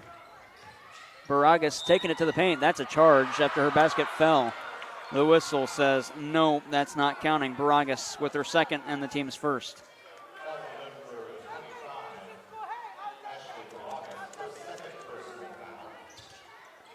Reagan Head, after the inbound, gets it to her teammate in Nigeria Jones. She'll cross the timeline as her numerical counterpart in Ashley Baragas is all over her. Back up top now for Shemaya Bracey. Back to Jones. She'll walk through the paint, and Baragas going to get another foul. That's her third. Second on Mac, and we'll see a substitution. Isabella Paradowski going to come in. Paradowski, the 6'2 sophomore.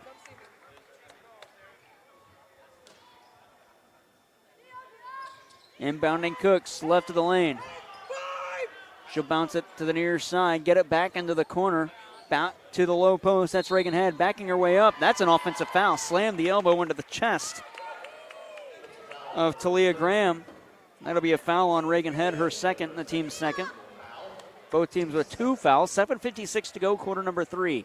Mac leads 58-25. Walschlager's got it between the circles. Now at the beak of the Cardinal logo, stepping to the near side with the dribble. Got it to the wing on the near side for Caitlin Chomko. She's got 1 made 3 on 6 attempts, and her interior feed for Talia Graham was intercepted by Reagan Head. The other way quickly, that's Jasmine Cook. She'll take it inside the paint, kicking out to the far side. Taylor, an uncontested 3, nothing but net. Bernica Taylor, she's got 6. First points for Williams Baptist University in this half. And a travel called against Paradowski. Doesn't like the call. The bucket will not stand. It's still 58-28. An outlet feed to Bernica Taylor as Williams Baptist takes to the far side. Reagan Head at the wing, dribbles to the baseline. She's met by Walschlager. Still pivoting down, trying to get around Walschlager. Can't hit on the pass, or on the shot rather, and it's rebounded by Talia Graham. Quick outlet, Pasikarnas from the corner. She wants a three. Pasikarnas can't knock it down. Paradowski knocks the rebound out, but it goes off of Bernica Taylor last. And Briley Durbin comes in for Williams Baptist. Late substitution. Sydney Lewis comes in for Mack. Inbounding Isabel Walschlager. Walschlager holds above her head, gets it to the near elbow for Chomko. No look feed to Graham. She'll drive through the paint, met by a pair of Williams Baptist University Lady Eagles. Far side three from Chomko. That one rolls off the iron and falls. Graham trips, and the out of bounds ball goes off of Briley Durbin, and it stays with Mack. 6:50 to go. This quarter has been all Mineral area as far as possession. Walschlager will inbound again. She'll throw it to the far side. Graham right underneath. She'll put it off glass and good. Talia Graham's got 8. It's 60-28. Quickly the other way. Briley Durbin couldn't control that pass. She's met in the corner by Lewis, who just slams her down with the right arm. That'll be a foul on Mineral area. Official's going to talk it over. And they agree. Sydney Lewis commits her first foul, trying to reach in for the ball and just grab the arm of Briley Durbin and yanked her down. And so the feed on the inbound, Jasmine Cooks will bounce it to Bernica Taylor. Taylor nearly lost it to Lewis and sent it up top. That was Amanda Nelson. Check that, it was Shermaya Bracey. Now Durbin's got it. Hand it off for Cooks, circling the wagon. She'll bounce it hard to Durbin again on the far side at the First State Community Bank logo. 5 seconds of the shot clock for Williams Baptist. It's still on the floor. 3 seconds. Durbin unloads a desperation shot. It wouldn't fall, and it's stolen by Pasikarnas. She'll quickly come the other way, get to the paint. Now take it to the baseline on the near side. 6:09 on the game clock. Chomko wants a deep three on the near side. That one rims around, falls off, hits the rim again. Wouldn't go. Offensive rebound. That's Lewis. High off the glass and good. Sydney Lewis makes it 62-28 with under 6 to go in quarter number 3. It's 5:55 to be exact. The other way, that's Jasmine Cooks, and Williams Baptist wearing the black and blue tonight will trail and get an offensive trip. Durbin was cutting to the basket. The pass went behind her and out of bounds. Remy Langmaid, Jayla Clayton, and Maddie Ayers are back into the contest. A couple of substitutions as well. Sean Leger back in for Williams Baptist Junior Varsity squad, as is Amanda Nelson. 62-28, Mack with the advantage in their season opener here at the Bob Sechrist Fieldhouse. They lead Williams Baptist. Jared Pettis, Jewel Boyer with you. Here's a three from Langmaid, wouldn't fall, and it's rebounded by Briley Durbin. She's met by a pair of Lady Birds in the backcourt. Ooh, Pasikarnas nearly had a steal. And Sean Leger takes it up the other way. Behind the back dribble, gaining some space from Ayers. Straight on three, wouldn't go. Trying to draw a penalty, and the refs wouldn't bite on that hook. It's coming back the other way. Pasikarnas on the near side, takes it into the paint. Dump down, feed down low for Lewis. Backs her way to the paint, can't hit, but she's going to the line for 2. Foul called against Bernica Taylor, her first and the team's 3rd. Lewis from Potomac, Maryland, has 4 points tonight on her first shot at the free throw line. She's to our right. Nothing but net on the first one. 5:11 to go here in quarter number 3. Second one. Friendly roll off the iron and in. 6 for Lewis. 64-28, her club leads. Sean Leger out of the backcourt, right up the middle with a couple of crossover dribbles. Got it to the far side for Taylor at the wing. Between the circles again for Leger. Resetting the offense. Shot clock down to 16. Ayers was a little bit too far away for a count. Now back up top. Ooh.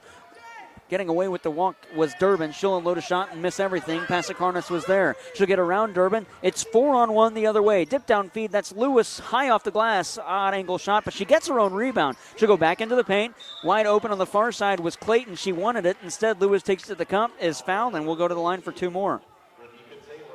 Foul goes against Bernica Taylor, her second. And Mack is 1 foul away from the bonus. And coming in will be Reagan Head.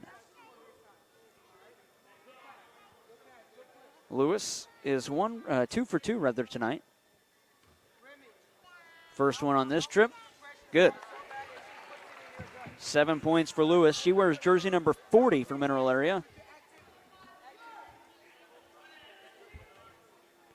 The second for Lewis. Perfect on this trip as well. 4 for 4 tonight for Lewis. Mac as a team, 5 for 7.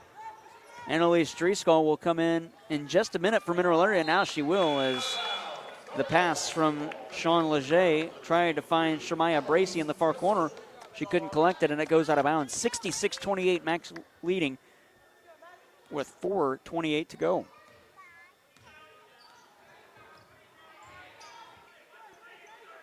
On the far side, Jayla Clayton's got it at the wing. Used a pivot to get free to the paint. Can't hit on the jump shot from the elbow. And a couple of fouls. Annalise Driscoll going to be called on the foul. Oh, no, they go with Sydney Lewis, her second. Mac's fourth as a team. St. Louis Blues action on B104.3 at 8 o'clock. It'll be pregame puck drop at 8:30. They're in Colorado against the Avalanche. The Avalanche leading the Central Division. The Blues 3-3-1. Ooh, great read by Jayla Clayton as the pass to the corner trying to find Shemaya Bracey, and Clayton tipped it away and out of bounds. 20 seconds on the shot clock for Williams Baptist. 4 minutes on the big board in quarter number 3. Leger's got it up top. Fed to the elbow for Bracey. She'll hold and hand it off for Nelson. Nelson's got it into the corner for Briley Durbin. Back up top now for Leger. Back to Durbin at the far wing. Dribbles through. Head was there. She'll collect it. She'll go for a shot. And she's going to be fouled by Mineral Area. And this one's going to go against Annalise Driscoll. Her second. And that puts Williams Baptist in the bonus. Reagan Head will shoot 2 on this shooting foul.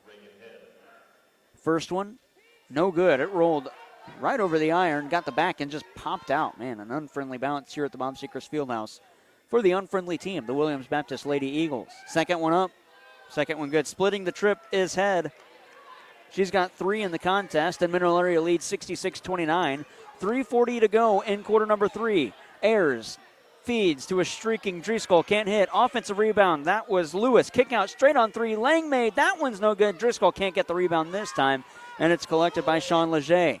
Leger into the corner. That's Bracey. Thought about a 3. Back to Leger. She'll go through a screen, run into the screen, then unload a 3 from the far side. Nothing but error, and it's rebounded by Ayers, and the student section lets her know. Quick feed to a streaking Clayton. Can't hit, and the rebound again for Leger. She'll quickly get out of the backcourt.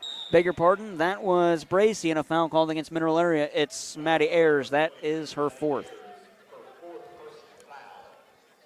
And in the bonus is Williams Baptist, so 2 shots at the line for Shemaya Bracey.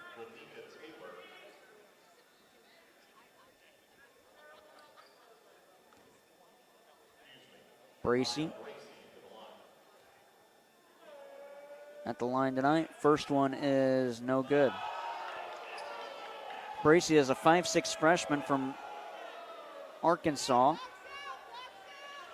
Student section is hostile tonight here at the Bob Seekers Fieldhouse. Second one up. Rims off and comes out on front, and it's rebounded by Lewis. Outlet feed to the near side for Langmaid. Sends it inside for Driscoll. Reverse layup, it's good. Annalise Driscoll with 4, and it's 68-29.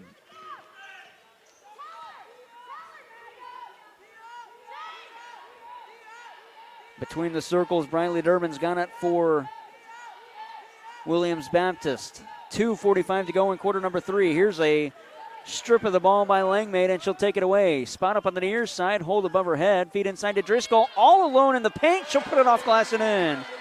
Driscoll again with 6, make it 70-29 Mineral Area. We still got 12 and a half minutes to play in regulation, 2.5 left in this quarter. Briley Durbin spot up 3 on the near side. That was no good. The rebound taken by Maddie Ayers. She'll quickly look up the court. Driscoll cherry picking. She'll go to the glass. Reverse layup, no good, but she's fouled. Driscoll going to go to the line to shoot 2. The foul is against Deja Jones. That's her first, and Mack is now in the bonus. Driscoll at the line to shoot 2. She was 4 of 11 last year from the stripe in 5 games. First one for Driscoll. Good. 7 points in the game for Annalise Driscoll. Makes it 71-29 with 2:17 to go.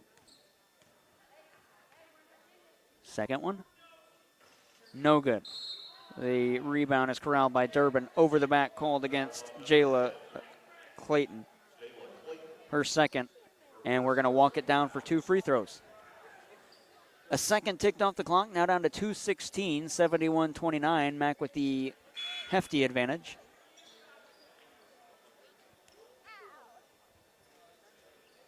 Caitlin Chomko back into the game. Briley Durbin shooting 2 at the line to our left. First one no good.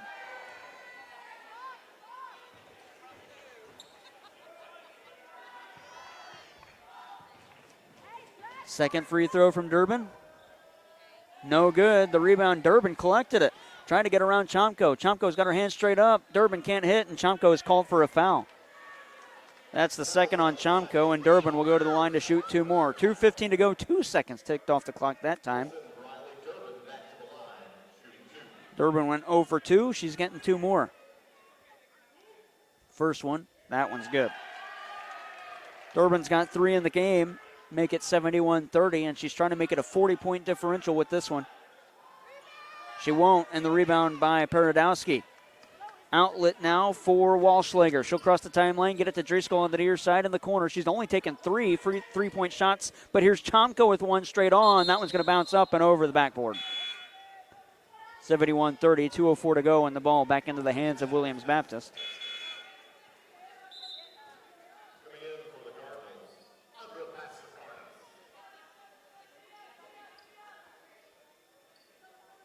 And inbounding will be Brinica Taylor.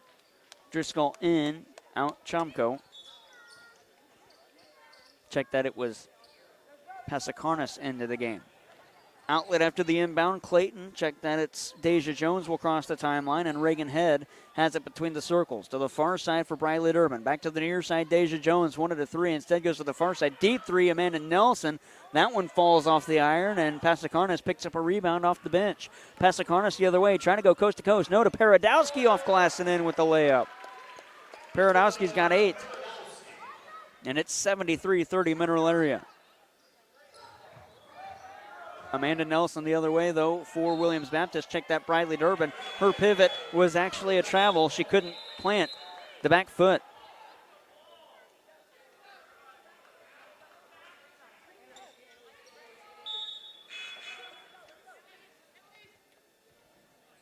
And it'll be Audra Pasikarnas to inbound after a couple of substitutions. Chomko back into the game for Annalise Driscoll.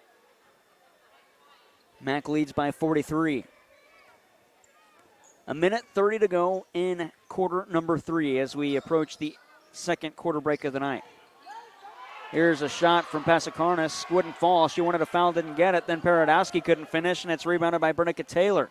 Taylor quickly the other way, 3-on-2 to Nelson, far side. That was a walk that wasn't called. Nelson's shot might have been a foul also, but wasn't whistled. Her second one was short as well, and Caitlin Chomko collected the ball. Chomko outlets on the near side for Walschlager. Interior feed, quick kick out. Pasikarnas was wide open for 3, didn't take it. Interior feed for Paradowski from Walschlager, couldn't finish. Offensive rebound, Langmaid back to Paradowski, no good again, and this time it's rebounded by Nigeria Jones. Ashley Baragas is going to check in for Mac. Outlet for Bracey in the wing.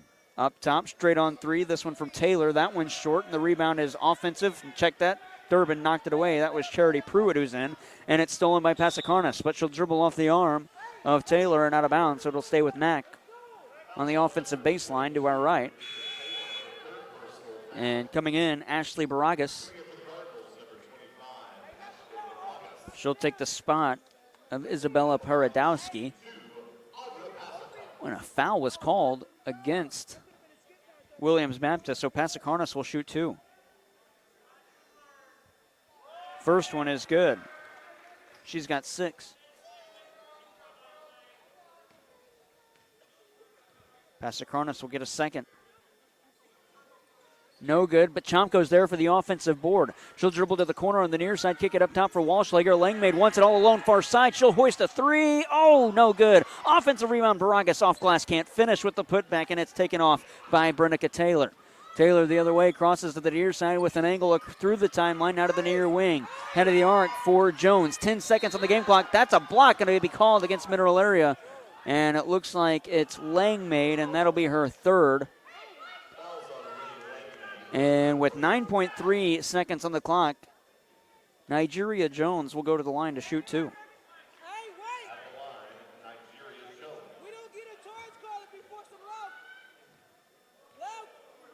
First one up, and it's good. Jones with her first point of the night. That's Nigeria Jones. Her club trails 74-31. Second one, around and out, and the rebound corralled by Walschlager. 7 seconds on the clock, an outlet to Baragas. Has to stop before going out of bounds. Nearly walked, can't finish. 2 seconds, put it up again. No, got her own rebound again at the buzzer. She'll lay it in. Count it. 74 turns to 76, and we head to a quarter break. 76-31. Mineral Area putting a shellacking on Williams Baptist in game one of the season. We'll be back for the fourth quarter right after this on KFMO and KFMO Sports Plus. The Parkland sports leader, Mac, leading 76-31.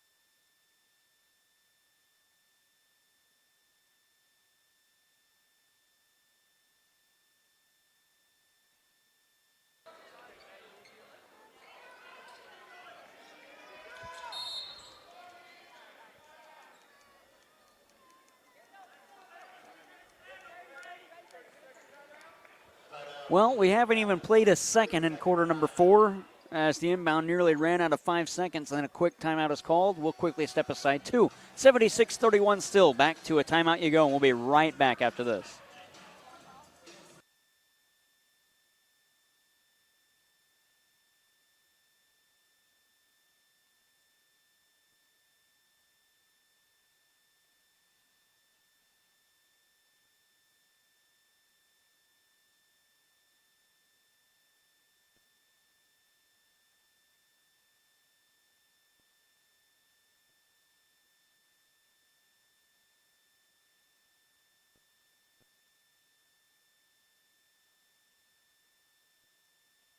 (76-31) is the scores. 10 minutes on the clock, 1 quarter left to play. 10 minutes on the board, that is. 76-31, Mac leads. William Baptist gets the first inbound of the quarter, and we are in play. Nigeria Jones sends it inside to Bernica Taylor. Righty hook shot over the head, can't finish, and the rebound is brought down by Baragas. That's an interesting shot when you're down by 45. Baragas between the circles, got it to Walschlager. She'll patrol in, can't hit. Baragas knocks the rebound down. It's corralled by Graham for a moment, and then a couple of MAC players get in there as Nigeria Jones takes it, and the arrow favors MAC, so it'll stay with the Cardinals.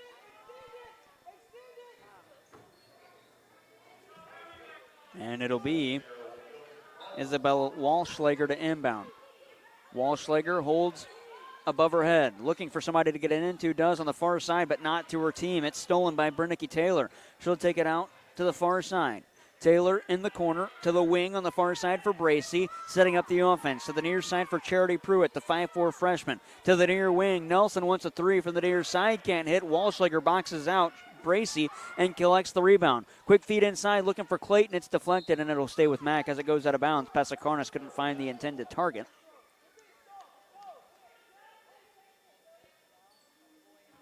And it'll be a Mack inbound. Clayton to the near side, Walschlager. Outside the arc on the near side at the First State Community Bank logo on the floor. Walschlager with it, behind the back dribble, takes it into the paint, kick it out far side. Clayton from the wing for three. That one's no good. It's rebounded. Oh, man, nearly over the back. Talia Graham might have got away with one, and it's collected by Nigeria Jones.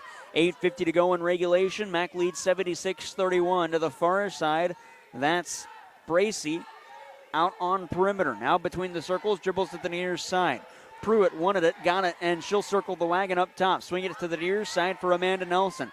Nelson up top with 10 on the shot clock. Pass knocked away. Baragas was there. Trying to get it to Walschlager. She does. 2-on-0 the other way. If she can get it there, she gets it to Clayton. She'll put it off glass and in. Clayton with 4 and 3 in middle area. Check that. A full sail line change coming for the Lady Birds at the next available moment. As the outlet to Brennica Taylor. Taylor hoists to the far side for Bracy. She'll unload for three far wing and hit nothing but nylon. Bracy on the board for three. And it's 78-34 with 8:04 to go. And it'll be Skylar Sweeney coming into the game as well. Here's a short little teardrop floater by Clayton. Wouldn't go, and the rebound bounces off of Mack last and out. And now the full sail line change. Skylar Sweeney from Farmington, Madeline Eads from Poplar Bluff, Maddie Ayers from Annapolis, Demi Van Gils from the Netherlands, and Sydney Lewis from Potomac, Maryland. Those are the Mineral Area Lady Cardinals on the floor with a 78-34 lead here at the Bob Sakers Fieldhouse in Game 1 of the season. 7:55 to go in regulation. Mack going to improve to 1-0 on the season. Williams Baptist going to fall to 1-1. Picking up her dribble, that was Jones in the backcourt. Had to get it across court and does to Jemiah Cooks. Far side three from Taylor. That's a rainmaker three, wouldn't go. An offensive rebound for Amanda Nelson, but it's knocked away, and coming away with it was Demi Van Gils. Outlet feed for Maddie Ayers. She'll take it to the cup strong off glass and good. Ayers with her first 2 points as a Lady Cardinal. And coming out of the backcourt, that was Cooks, lost it, and Jones was there. A deep three for Jones. That's short. Offensive rebound. Taylor put back. It's good. 8 for Brennica Taylor. Make it 80-36. And an outlet by Ayers. Try to get it to Lewis, and she lost it out of bounds. And Brennica Taylor will inbound for the Lady Eagles. The Lady Eagles in the midst of a road trip that ends on the 9th at Shawnee. They will play a home-and-home against Shawnee because their next game is on their home floor against Shawnee. Here's a feed to the corner as Williams Baptist tried to get it on the far side to Nelson, and she couldn't collect it, and it goes through her hands and out of bounds. Coming up next for Mack on Friday and Saturday, they're at Moberly for the Moberly Greyhound Classic.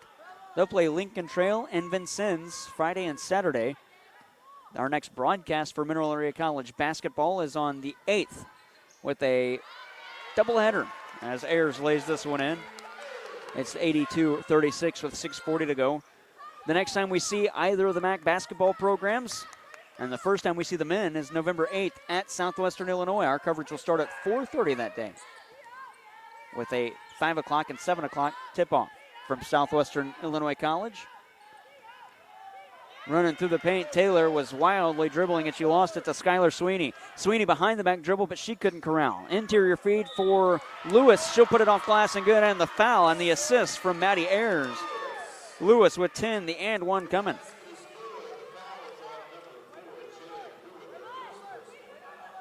The foul goes against Charity Pruitt, her first and the team's first. 6:14 to go. Lewis with the traditional three-point play, can't hit, but it's rebounded offensively by Damie Van Gils. Interior feed for Lewis, and she couldn't get to it. Pruitt coming out of the backcourt. Feed to Taylor, spinning wildly. Check that. It's Cooks to the cup, can't hit. A shot from Pruitt is denied from behind, and the foul going to be called against Lewis, her third, and Mack's first of quarter number one. It'll be two shots at the line for Charity Pruitt. Mac leading 84-36. Pruitt to shoot 2 at the line to our left. She's from Mount Vernon, Arkansas. First one up, and good.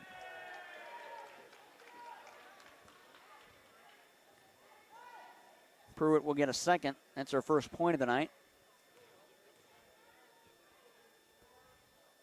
It's away, and it's good. Pruitt hit them both. She's got 2 in the game. Mineral Area leads 84-38 with exactly 6 minutes to go in regulation. The St. Paul basketball team is here. Maddie Ayers tried to dribble around the arc to the far side, and a foul called against Nigeria Jones. That's her third and the team's second.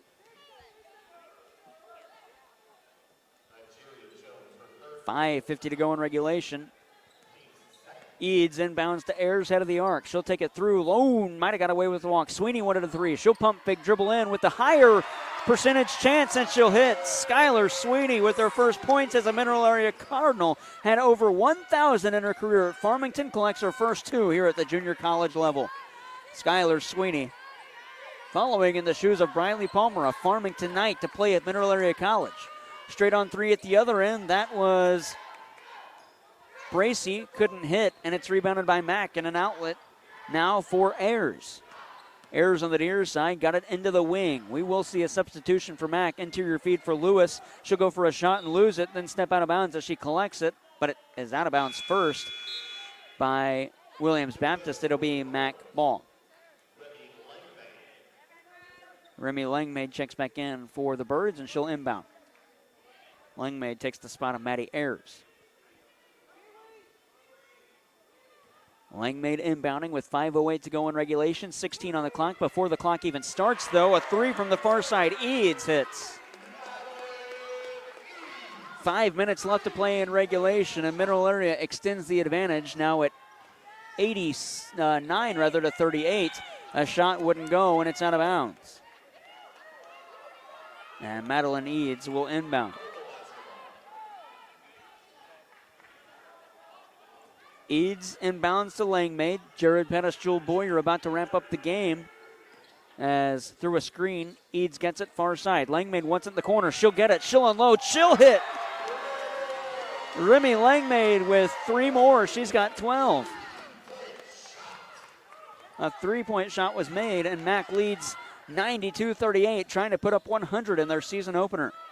Paradowski will check in for Mack momentarily. Here's a quick cut to the bucket. That's a great play as Amanda Nelson will finish.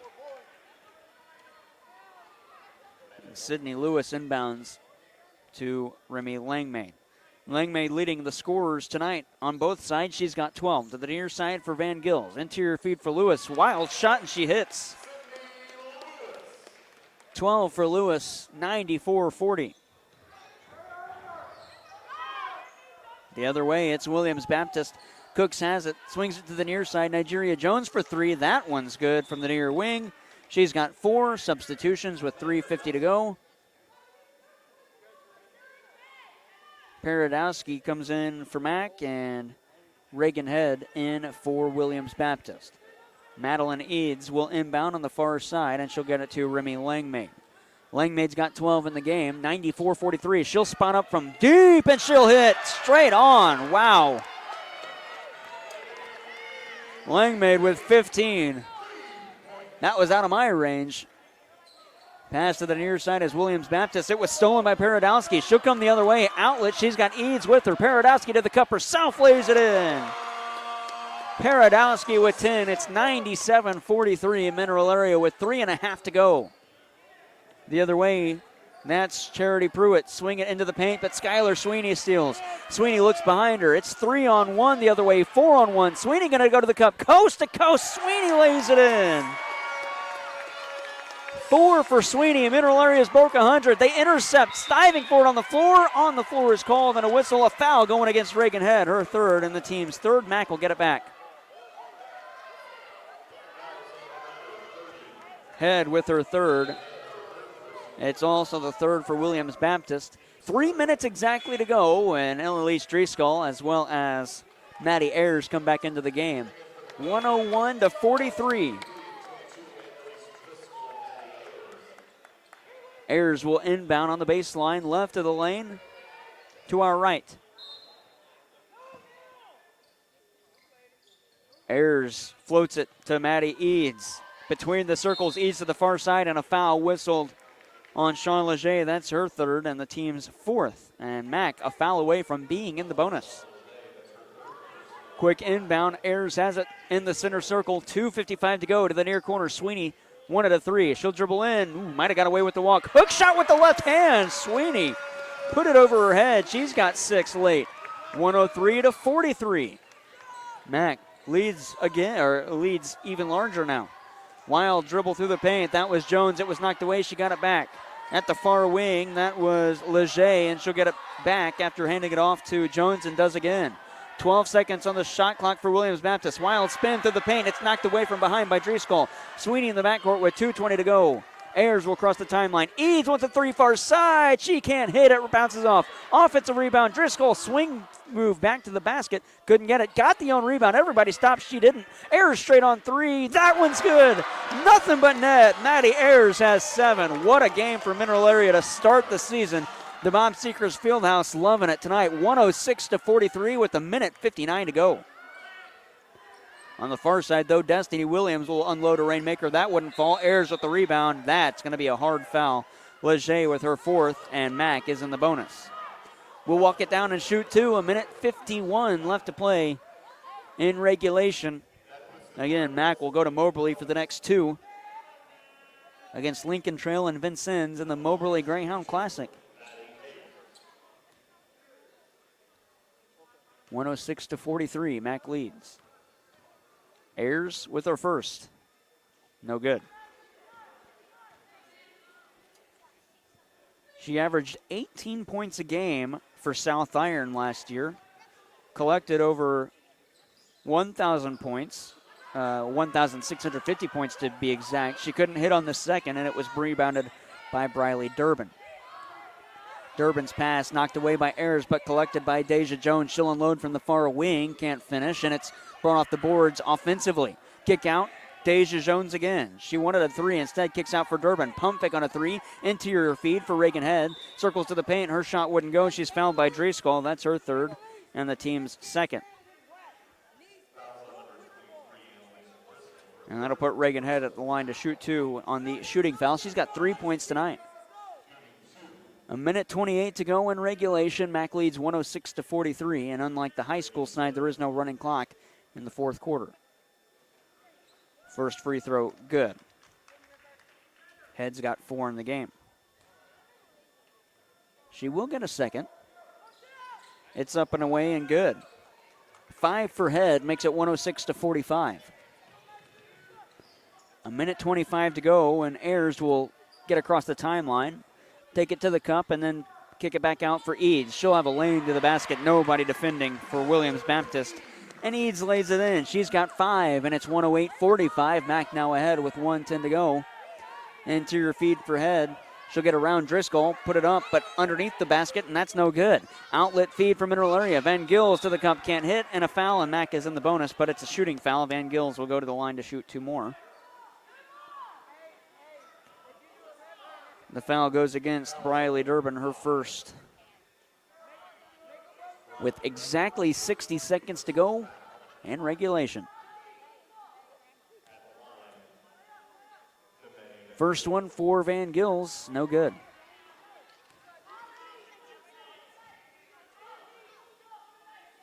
She will get a second, though, at the line to our right. It's the line to your left. If you're watching on the Mac YouTube channel, that one is good. Van Gils has 3. Crossing the timeline, Leger. She'll pick up her dribble and bounce it to the elbow for Durbin. Interior feed for Head. She'll put it off glass good. That's a foul that's not needed by Van Gils. It'll be her 1st and the team's 3rd. Head makes it 7, and she'll get the and 1.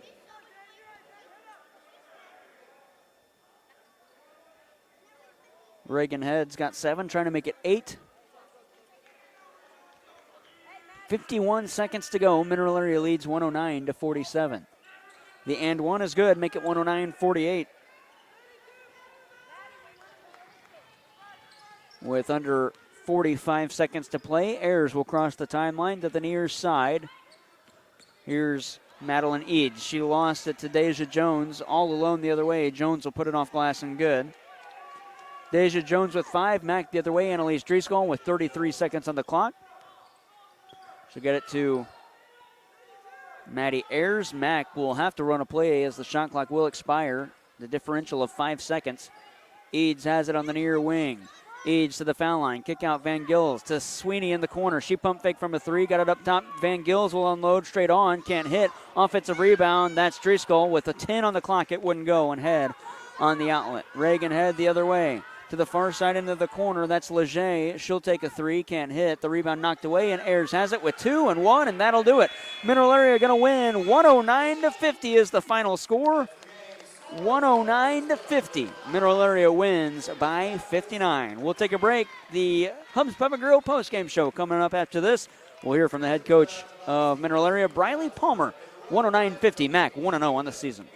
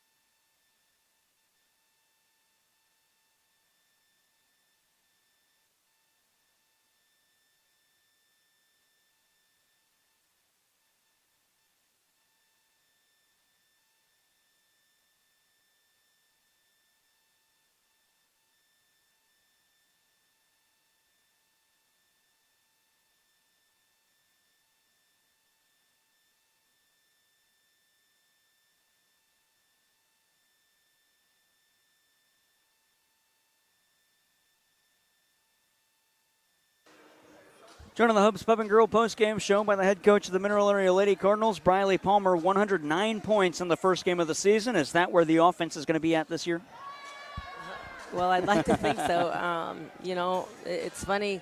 I had told when we had kind of predicted our stats and kind of where we thought everybody was before we went to Texas and things, for what everybody could do, you know, making minimal shots of each person, I had us at like an unrealistic 95 or something, you know, and things like that. But we have so many players that can actually put the ball in the hole, and they don't, if they key on one, then somebody else steps up. And every day we've had, I mean, picking the starting 5 today, I mean, it was tough because they're all right there. They're all right there. And so a lot of this season I could see going up based on matchups. And as you know me, if they can guard, you know, my heart goes to that defense. And, you know, the second half we were trying to end up with keeping them under 40, and we got a little crazy at the end, you know, playing a little fast and things like that. But, yeah, I mean, as you can tell in the last few years or since I've been a head coach, like scoring has been an issue for us, and that's at fault to my putting so much emphasis on defense and things like that. But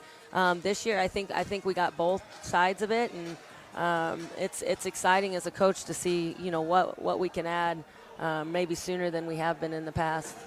I want to go back to what you said about having trouble picking the starting five. Is that something that, for you as a coach, is fun to have? Oh, yeah, absolutely. and they know that, so that makes our girls keep it honest in practice and things like that. And they know that they've got to come and grind every day. And I'm never set on the same five every game. Like, I'm set on practice and what they're doing at that same time. And I'm just really pleased with the girls tonight. It started off kind of rocky, but I thought in my mind, a whole new bunch, a home crowd, just the jitters. Some of them were nervous, and I was like, oh, goodness. And things like that. But I knew the first half could be shaky, but it was a good second half and getting those confidence before we head out to Moberly, tomorrow night. And you brought in, I would say, maybe 25 people off the bench that weren't even starting, and you don't even have that many on your roster. A lot of substitutions tonight. I don't want to say it's something we didn't see last year, but I don't think it's something that the roster had last year. Now you have that depth. How easy does that make your job as a coach when you can just pull anybody off the bench and they'll be able to contribute? Yeah, I mean, really easy because, like I said, it's about what I'm seeing in practice, and they're making it hard. You say easy on me, they're making it hard on me because just of all of our kids that can do so many things. But, things will happen. We'll play different teams that key on certain things, and, our strengths. We have some kids that have a really good get to the rim. And then we have really good kids that can just shoot. And then we've got a few kids that can do both. And so those nights and the defenses we'll see and the teams we play, it'll all be based on that. And then also, how we're going to guard people. So I do like we got going there kind of fast. And I looked at my assistant. I'm like, well, we've been working on playing fast. That's all we've done. And we got to the point where I was like, we don't have anything to slow it down. We maybe need to add that. But when we're patient and getting good shots, we do. We have good scores. But I'm really proud of the defensive effort as a whole, especially after we got after them, second quarter wise and locking in. Well, you'll have that Moberly Classic over the weekend. You'll play Friday against Lincoln Trail and Saturday against Vincennes. How's the preparation like for back-to-back games early on in the season? Yeah, it's tough. We're going to play two good teams and really well-coached teams. And Vincennes is bringing back quite a few returners from last year's team that won 21 games. And Lincoln Trails, got a well-coached and also got a couple players that can really score it and our returners as well. So I think that we're just going to have to make sure we stay disciplined to what we do and still keep attacking like we are, because that makes it, we can sub like that, because then we can get people in and out, get them breathers, and then we can keep the horses on. So I'm excited about, maybe the problems it seems like we have right now. Well, Coach, thank you so much. Best of luck moving forward. We'll talk to you again the next time we see you, November 8th at Southwestern Illinois. Yeah, thank you so much. That's Bradley Palmer, head coach of the Mineral Area Lady Cardinals. They're victorious tonight, 109-50. We'll take our post-game show break, come back and wrap things up with stats, and wrap things up in the Bob Seekers Fieldhouse. Game 1 of the basketball season in the books. We'll be back right after this.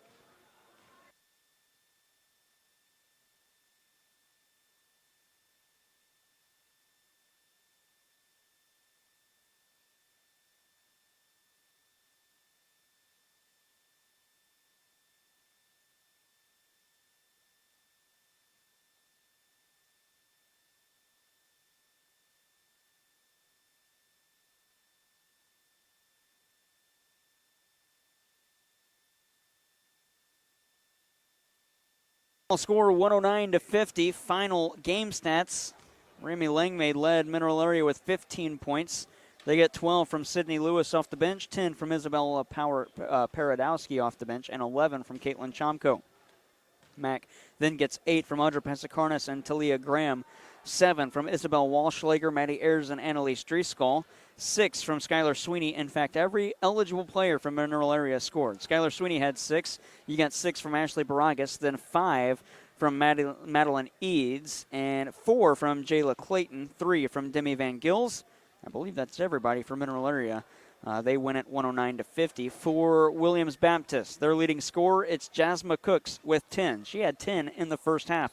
Didn't have any in the second half. 8 for Brenica Taylor and Reagan Head. 5 points from Deja Jones. 4 from Amanda Nelson and Nigeria Jones. And 3 from Riley Durbin. Shamia Bracey and Sean Leger, and 2 points for Charity Pruitt. Final score again, 109-50. For Jewel Boyer, I'm Jared Pettis saying so long. Our next MAC broadcast of any kind comes your way on Sunday. We'll have the Mineral Area College Volleyball Lady Cardinals in the class, beg your pardon, that's high school, in the Midwest District Championships. They'll play the semifinals Sunday at 11 o'clock. If they win that, they'll play at 5 o'clock on Sunday. We'll have coverage starting at 10:30 a.m. on KFMO Sports Plus. It's Mineral Area and Kaskaskia to start things on Sunday. Our next MAC basketball broadcast comes your way on the 8th of November when both the Lady Cardinals and Cardinals are at Southwestern Illinois taking on the Southwestern Illinois. I believe they're the blue. I want to say they're the blue Cougars, I believe. We'll get that confirmed for you coming up in the next weeks. That's going to wrap things up from the Bob Sechrist Fieldhouse. The Lady Cardinals 1-0. Jewel Boyer doing a great job producing our broadcast. I'm Jared Pettis saying so long. Join us tomorrow, or Friday rather, high school football at 6:30 on KFMO.